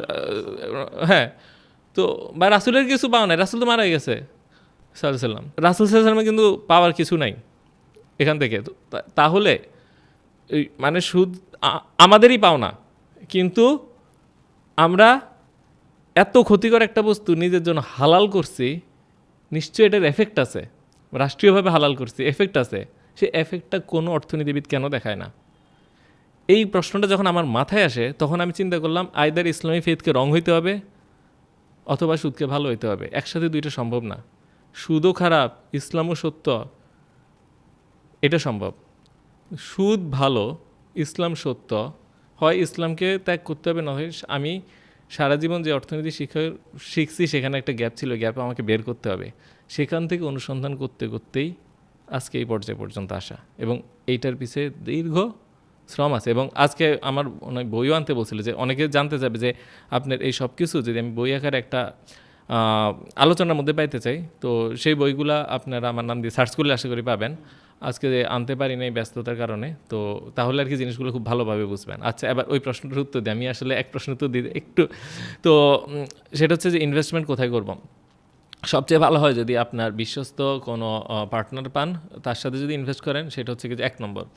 এখন অনেকে বলেন যে ওইরকম বিশ্বস্ত পার্টনার নাই, তো সেই ক্ষেত্রে এই বর্তমানে কিছু অর্গানাইজেশন আছে, একটু চেক করে দেখবেন যে তারা ক্রাউড ফান্ডিং করতেছে। ক্রাউড ফান্ডিং কি? প্রত্যেকের থেকে একটু একটু করে টাকা নিয়ে আমি ম্যানেজার হয়ে একটা ব্যবসা করতেছি, আমি ম্যানেজমেন্ট ফি নিচ্ছি, আর যেই তোমাদের লাভটা সেটা প্রত্যেকে একটু একটু করে দিয়ে দিচ্ছি। তো এখন আমাদের দেশের মানুষ যেহেতু অসৎ, এটা নিয়ে আপনারা অনেক একটু নিজের পক্ষ থেকেই আর কি গবেষণা করেন। আমি যদি একজনের নাম বলি, হয়তো তিনি বর্তমানে সৎ, 10 বছর পরে খারাপ হয়ে গেল, তখন কিন্তু এটাকে রেফারেন্স পয়েন্ট হিসেবে, তো আমি বলবো যে একটু নিজের একটু সতর্ক হয়ে দেন।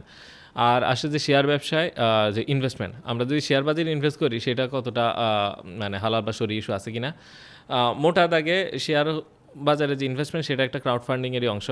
তো মানে বিশেষ করে আইপিও, এবং আমরা যে শেয়ার লেনদেন করি এটা সেকেন্ডারি মার্কেট, এটা সরিয়া ইস্যু সরাসরি নাই। কিন্তু যেটা সমস্যা সেটা হচ্ছে স্পেকুলেশন যখন করি, যে শেয়ার নিয়ে যখন আমরা খেলা শুরু করি, জুয়ার মতন শুরু করি।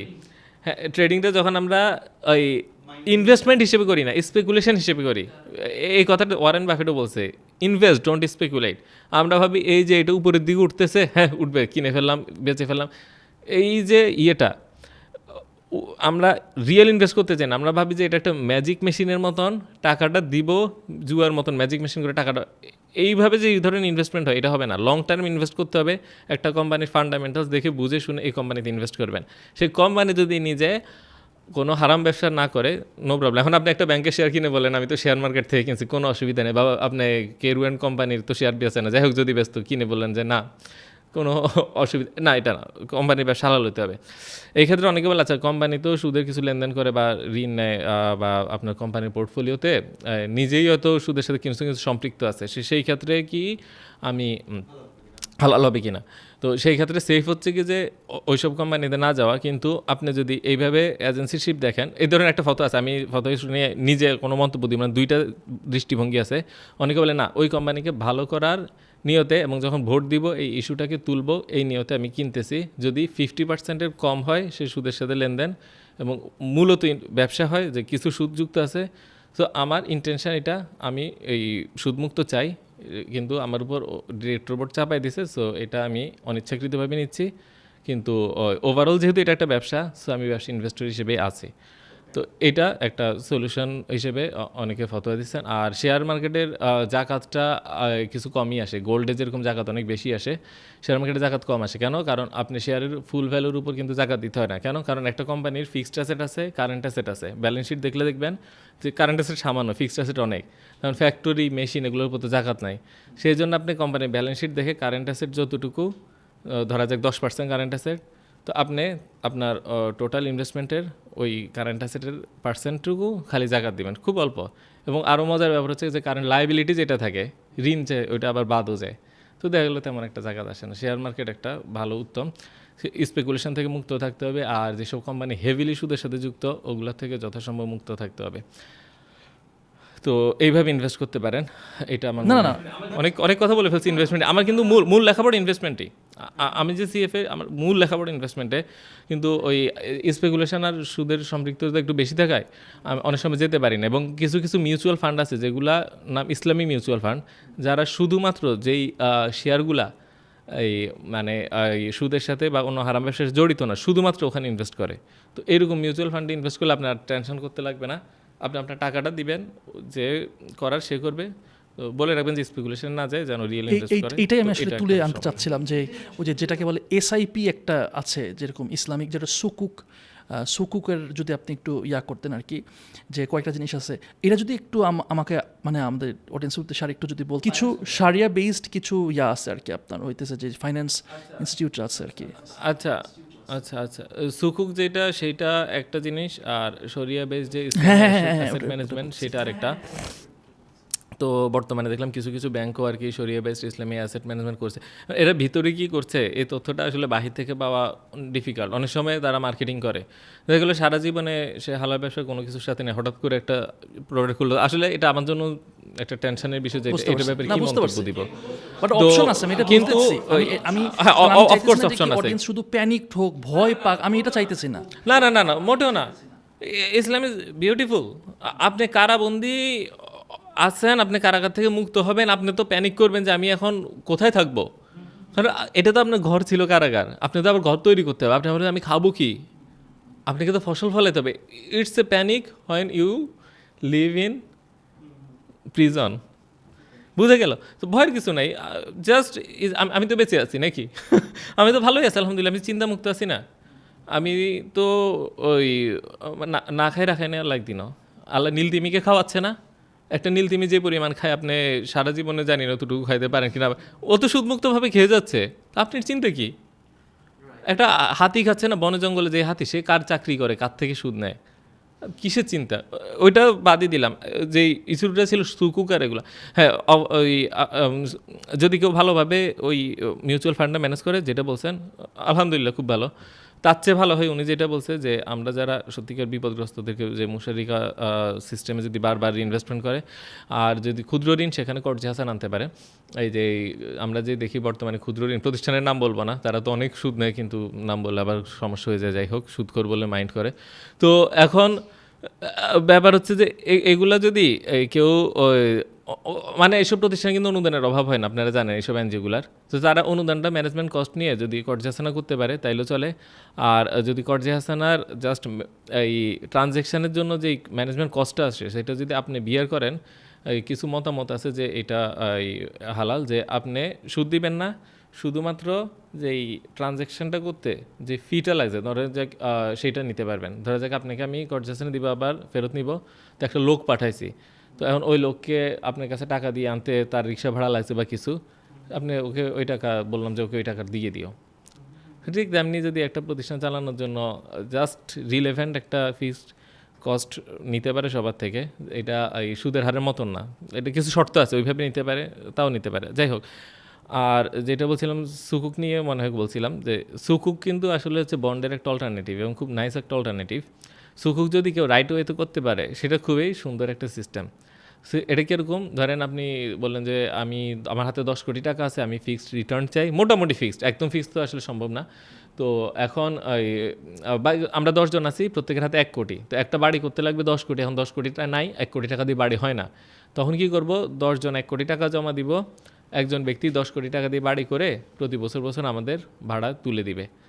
এটা কি হলো যে আমরা তারপরে 20 বছর যাবে, 20 বছর পর সে বাড়িটা বিক্রি করে দিবে, যেই দামে বিক্রি হবে আমাদের 10 জনকে 10 ভাগ করে টাকাটা দিয়ে দিবে।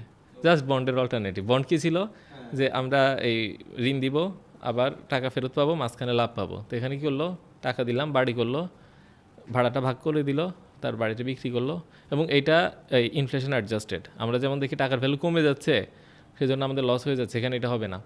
কেন? কারণ বাড়িতেও 20 বছর পরে তার বেশি দামে বিক্রি হবে। সুকুক খুব নাইস জিনিস যদি ভালোভাবে করা যায়, কিন্তু বর্তমানে অনেক সুকুক বের হচ্ছে যারা আসলে কমপ্লায়েন্স মেনটেন করছেন। আসলে একটা জিনিস কি জানেন, আমরা যে যখন নিয়ম নীতি ভেঙে পড়ে, মোরালিটি থাকে না, আল্লাহর ভয় থাকে না, তো সেখানে আমরা লাভের জন্য যে কোনো কিছু করতে পারি। তো লাভের জন্য যদি সুকুকের নামে মিথ্যা কথা বলতে হয়, মানুষ বলে দেয়। এগুলা তো আসলে কোনো আইন দিয়ে এভাবে মানে একটা নজরদারি বোর্ড থাকবে ইন্ডিপেন্ডেন্ট, যারা কারো থেকে লাভ নিবে না, যারা হচ্ছে কি যে সবাইকে পুলিশিং করবে যে তুমি ঠিক মতন করছো কিনা। তাইলে আর কি আমাদের সবার জন্য জিনিসগুলো অনেক সহজ হতো। আমিও নাম বলতে পারতাম এর থেকে কিনেন ওর থেকে কিনেন। তো কিন্তু কেউ যদি রিয়েল সুকুক করে অবশ্যই কিনবেন, আর যদি বাজারে রিয়েল সুকুক না পাওয়া যায় আপনি নিজেরা মিলে নিজেরা করে ফেলতে পারেন। আমি মাঝে মাঝে মাদ্রাসাতেও আপনার লেকচার নেওয়ার সুযোগ হয়েছিল, এবং অনলাইনেও মাঝে মাঝে আমরা যে ইয়েগুলো করি, সেশনগুলো করি, সেখানে বিভিন্ন বিশ্বাসের মানুষও কিন্তু থাকে। তো অনেক সময় আমি প্রশ্ন করি যে আচ্ছা, আমরা যদি প্রত্যেকটা ব্যক্তি ঠিকভাবে জাকাত দিতাম, তাহলে কি আমরা হজরত ওমর রাদিয়াল্লাহু আনহু বা এই সময়ের আবু বকর রাদিয়াল্লাহু আনহু বা রাসূল ওইরকম একটা অর্থনীতি পাইতাম কিনা? তো মানুষে দেখি যে না পাইতাম না, মাথার মধ্যে যেন কি একটা, তখন বলে আচ্ছা কী সমস্যা, কী সমস্যা? তো বলে ভাই জাকাত তো ঠিক মতন দেই না। আমি বলি না ঠিক মতন দিব। বলে কি যে শোনেন, জাকাত দেওয়ার নিয়ম আছে। কী নিয়ম? যে আপনি এমনভাবে জাকাত দিবেন যেন সে লোকটা স্বাবলম্বী হয়, আগামী বছর না আসতে পারে। আপনি তাকে লুঙ্গি একটু দিলেন, তারপর হচ্ছে কি যে একটা গামছা কিনে দিলেন, এগুলো কোনো জাকাত হবে না। বলে আচ্ছা ঠিক আছে, যেমনি দেওয়ার তেমনি দিব, স্বাবলম্বী করে দিব, রিক্সা কিনে দিব, নয় তার হচ্ছে ঘর করে দিব, যে কোনো কিছু একটা করে দিব। এবারে কি আমরা ওই অর্থনীতি পাবো কি না? সবাইকে দিতে হবে, একদম সঠিক নিয়মে হিসাব করতে হবে। বলে হ্যাঁ করব, দিব। এবারে প্রায় 90% বলে হ্যাঁ ইনশাল্লাহ পাইতে পারি, কিন্তু দুই একজন একটু ইয়ে করে। আমি বলি কী সমস্যা? বলে ভাই এটা তো রাষ্ট্রীয়ভাবে করার নিয়ম, আসলে আমরা তো বেসরকারিভাবে এগুলো এইভাবে করি না বা করবো না। বলে যা, সরকার বললো যে হ্যাঁ আর কিছু হোক না হোক এই জিনিসটা আমি প্রপারলি এস্টাবলিশ করব, তাইলে কি আমরা ওইরকম একটা অর্থনীতি পাবো কিনা সোনালি। তারপরে সবাই ইনশাল্লাহ ইনশাল্লাহ খুশি। তো দেখা যায় যে একবার একটা কনটেক্সটে পুরা রুমের আমার পাশে যে ওস্তাদ ছিল, ওস্তাদ ছাত্রসহ প্রায় 40 জনই বলছে আমরা ওকে, একমাত্র আমি হাত তুলে বলছি না হবে না। সবাই অবাক, কী ব্যাপার, এ কেন? এখন আমার চ্যালেঞ্জটা কি 41 জনকে কনভিন্স করা, তাদের সবাই না বলতে হবে। এবং এটা হয়েছে। এবং আজকে আপনারা দুজন অবাক, আপনারা এখনই বলবেন না। একটা জিনিস চিন্তা করেন, সুদ কি আল্লাহ রাসূলের বিরুদ্ধে যুদ্ধ, আর আমাদের বর্তমান সমাজে কি রন্ধ্রে রন্ধ্রে সুদ। তার মানে আমাদের সমাজের প্রতিটা ইন্ডিভিজুয়াল আল্লাহ রাসূলের বিরুদ্ধে যুদ্ধ করতে শুধু জাকাত দিয়ে ওই অর্থনীতি পাবো? আপনারা তো ভুলেই গেছেন যে আমরা কোন সমাজে আছি। আমাদের যে কর ব্যবস্থা, সেটা কি ওই কর ব্যবস্থার সমান না। আমাদের যে মুদ্রা ব্যবস্থা, যেখানে প্রতিটা টাকা সুদ, আমাদের যে এই টাকাটা একজন নিজের ব্যাংক ব্যবস্থা ফ্র্যাকশনাল রিজার্ভ ব্যাংকিংয়ের মধ্যে দিয়ে নিজের ইচ্ছা মতন ছাপাচ্ছে, এগুলো কি তখন ছিল? এই সব কিছু আপনি অক্ষুণ্ণ রেখে শুধু জাকাত দিয়ে একেবারে জগৎ উদ্ধার করে ছাড়বেন, এটা না, এটা হয় না এমনি। এবার বলেন আপনারা সম্ভব ওইটার এটা এক হওয়া? আমি প্রতিটা ইন্ডিভিজুয়াল কোনো না কোনোভাবে যুদ্ধরত আছি, আর আমি বলবো কি যে ওইটা পেয়ে যাব, এত সোজা না। তাহলে কি সুদকে উচ্ছেদ করতে হবে, তারপরে জাকাত দিতে হবে, তাহলে কি সম্ভব? না, তাও সম্ভব না। আমরা যে কর ব্যবস্থা, যে আমরা যে আয় কর, সেটা মুসলিম শাসকরা নিত না। এবং যে ভ্যাট, একটা দরিদ্র লোকও কিন্তু ভ্যাট দিতে হয়। একটা রিক্সাওয়ালাও যখন লাখ সাবান কিনতে যায় তাকে ভ্যাট দিতে হয়। সে যখন ফোনে কথা বলে তার জন্য তাকে চার্জ দিতে হয়। তো এই ধরনের অনেক যে কর ব্যবস্থা, এটা চালু রেখে আমরা কি ওদের মতন কিছু পাইতে পারবো? ওরা তো এটা করে নাই। আমরা তো হচ্ছে খারাপ কাজ করতেছি। আমরা তো একটা দরিদ্রতম ব্যক্তির থেকেও কি কর নিচ্ছি, তাই না? আমাদের যে আমদানি রপ্তানি শুল্ক, যেভাবে লাইসেন্সিং করা, যে ধরনের প্যাটেন্ট সিস্টেম, এলসি, এসব কিছু যেটা ফলো করতেছি, তাদের তো ফ্রি ছিল আরও ইকোনমিটা, আরও ওপেন মার্কেট ফ্রি ইকোনমি ছিল। দুটো তো এক হইতে পারে না। তাদের আইন আর আমাদের আইন কি এক? তাদের দুর্নীতি আর আমাদের দুর্নীতি কি এক? এতই সোজা। প্রত্যেকটা জিনিসের এফেক্ট আছে। একটা দুর্নীতিগ্রস্ত সমাজে আপনি বলতে পারেন না যে অন্য সব কিছু ওদের মতন করলে আমরা সব ঠিক হয়ে যাব, না। এটা বলতে পারেন যে হ্যাঁ দুর্নীতির পিছে আপনার দারিদ্র একটা কারণ, হ্যাঁ জাকাত না দেওয়া একটা কারণ, আমি অস্বীকার করছি না। এখন যে পরিমাণ চুরি দেখতেছেন, যদি আমরা ঠিক মতন জাকাত দিতাম চুরি আরও কিছু কমতো। আমরা যে পরিমাণ পুকুর চুরি দেখতেছি, যদি আপনার এই আমাদের কর ব্যবস্থা পরিবর্তিত হইতো এবং সুদের এই পরিমাণ প্রেশর না থাকতো, তাহলে হয়তো জিনিসটা কমতো। ধনী দরিদ্রের যে পার্থক্য সেটা কমতো। কিন্তু আপনি কি বলতে পারেন যে আসলে আমরা যদি অন্যায়কে শাস্তি না দেই তাইলে আসলে বা প্রপার শাস্তি না দিই, বাংলাদেশে আসলে যারা বড় বড় অন্যায় করে চুরি করে শাস্তি তো খুবই কম পায়, তাই না?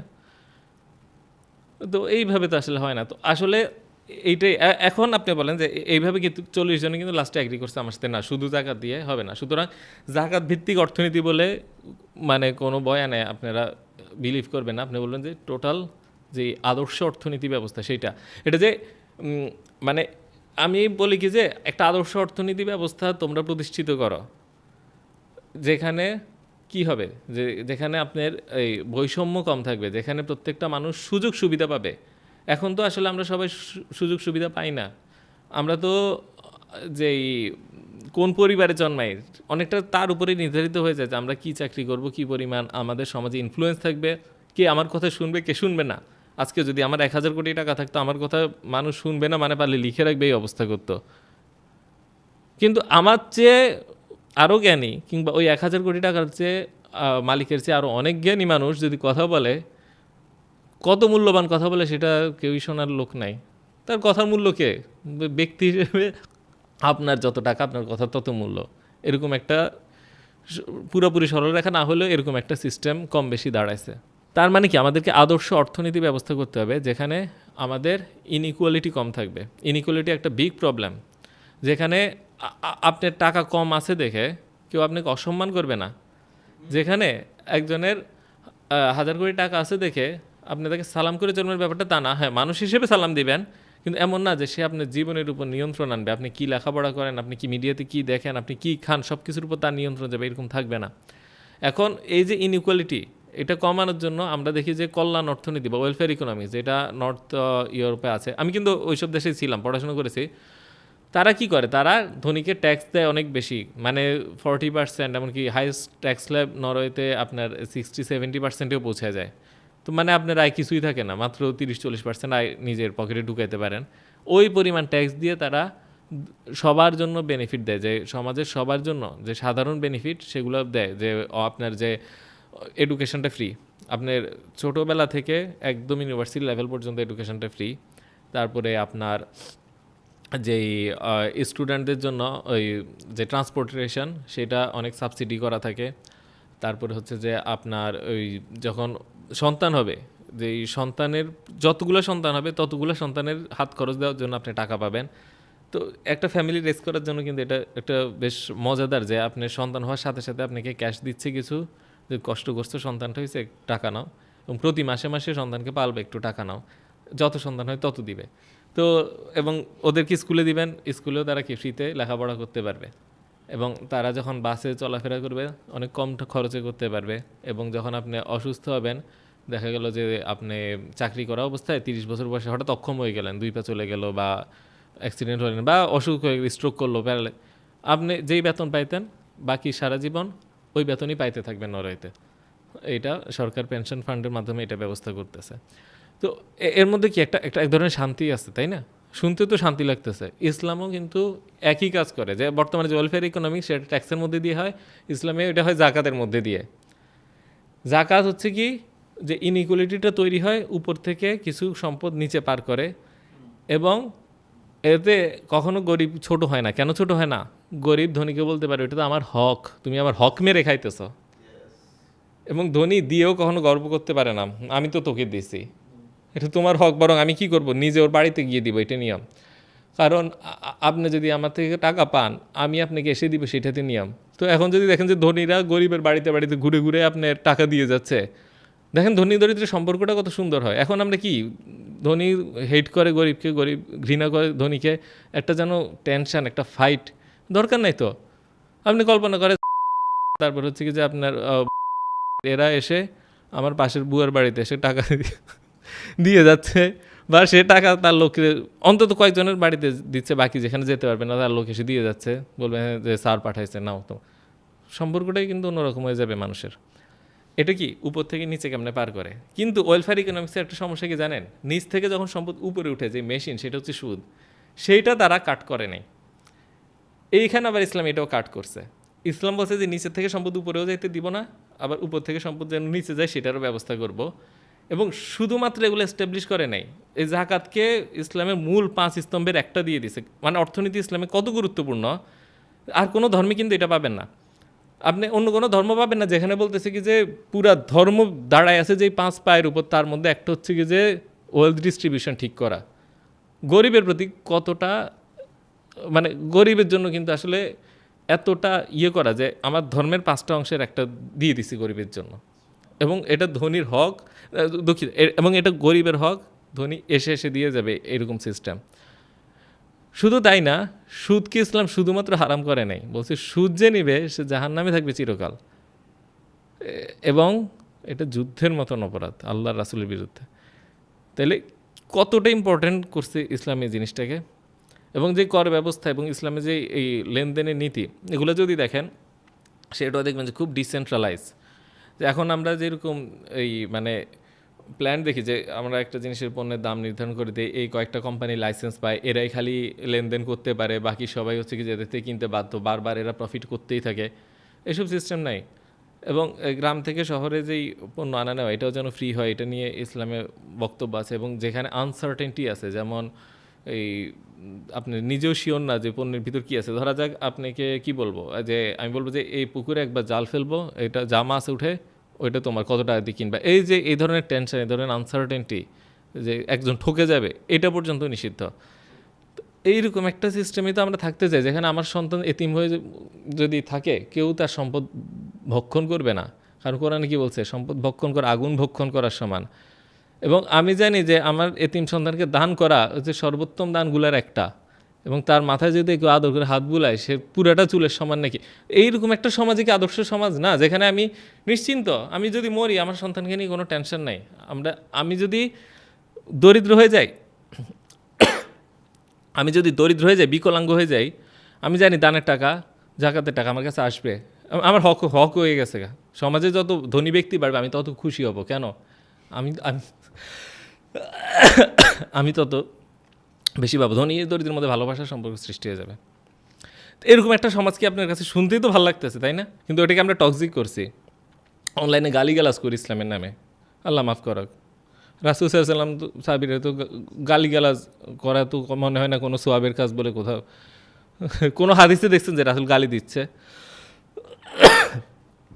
কিন্তু অনলাইনে যদি ইসলামিস্ট নামে যারা মানে অ্যাক্টিভিটি চালায়, অল্প কয়েকজন বাদে প্রচুর গালিগালাজ করে, গীবত করে, ট্রল করে, এটা তো আসলে একজন অমুসলিম কি দেখে মুসলিমের কাছে আসবে? আমরা খালি চিৎকার করে যদি বলি সুদ খারাপ, সুদ হারাম, এই হারাম, এটা করা যায় না, ওইটা করা যায়। আপনার যে একটা সুন্দর ছবি আছে, যে একটা সুন্দর ব্যবস্থা আছে, এটা যদি পৃথিবীর কোনো এক কোণে এস্টাবলিশ করে ফেলতে পারি, তারপরেই চিন্তা করেন যে বর্তমান যে এস্টাবলিশ সিস্টেম, এটার বিরুদ্ধে ওইটাই যুদ্ধ হয় কি না, এবং সবাই ওটাতে চলে যাইতে চায় কি না। এবার বুঝে গেল যে আসল যুদ্ধ কোনটা, আর নকল যুদ্ধ কোনটা, আর বিপরীত শক্তি কোনটা। এবং আমি লাস্টে তার একটা কথা বলতে চাই যে আমি এই নিয়ে যতগুলা ইকোনমিক মডেল, মানে ইকোনমিক যেই মানে ইসলাম নিয়ে যদিও কথা বলছি, ইসলাম থাকাটা নেসেসারি না।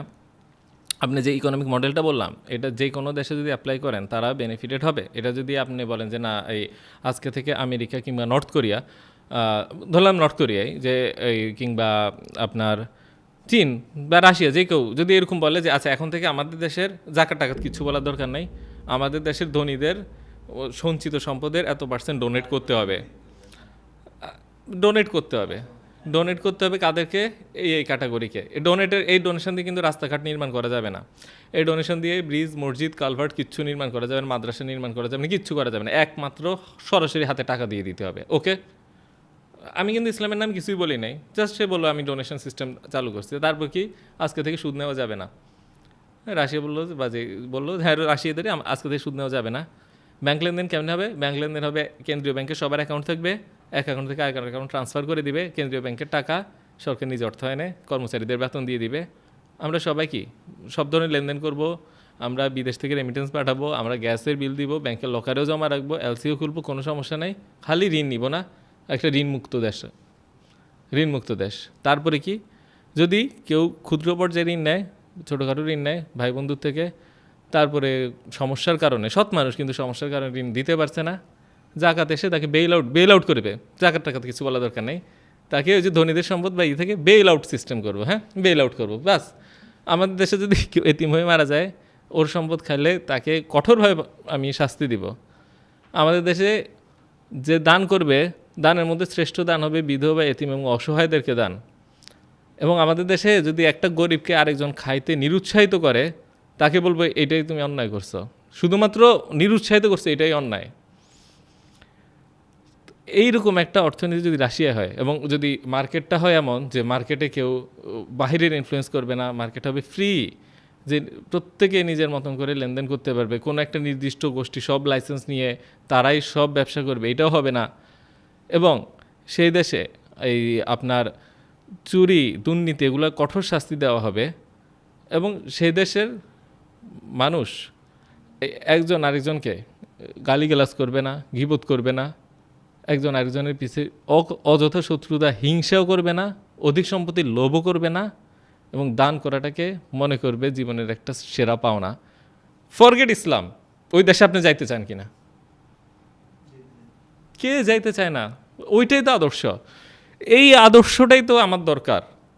এবার সেটা ইসলামের নামে আসুক কি নামে আসুক, ওইটা তোমার ব্যাপার। তুমি মুসলিম না হইতে পারো, just I am building A model, look at this, implement this, I guarantee যে সারা বিশ্ব তোমার দিকে তাকায় থাকবে যে এইটাই তো সেরা। আমরা একবার বলি ক্যাপিটালিজম, তার বলি এটা এই সমস্যা, একবার বলি কমিউনিজম ওই সমস্যা, আরেকবার মিশ্র এটা তো এই সমস্যা। আমরা নিজেরাই জানি এগুলো সবগুলোই সমস্যা আছে। তো একটু দেখো না অন্য একটা মডেল দেখো, হারানোর তো কিছু নেই। তুমি নিজেই স্বীকার করতেছো আমার এই মডেলের সমস্যা আছে, তার একটা মডেল নিয়ে দেখো, পারলে একটা ছোট দামে চালু করো। এটাই আমার প্রস্তাব।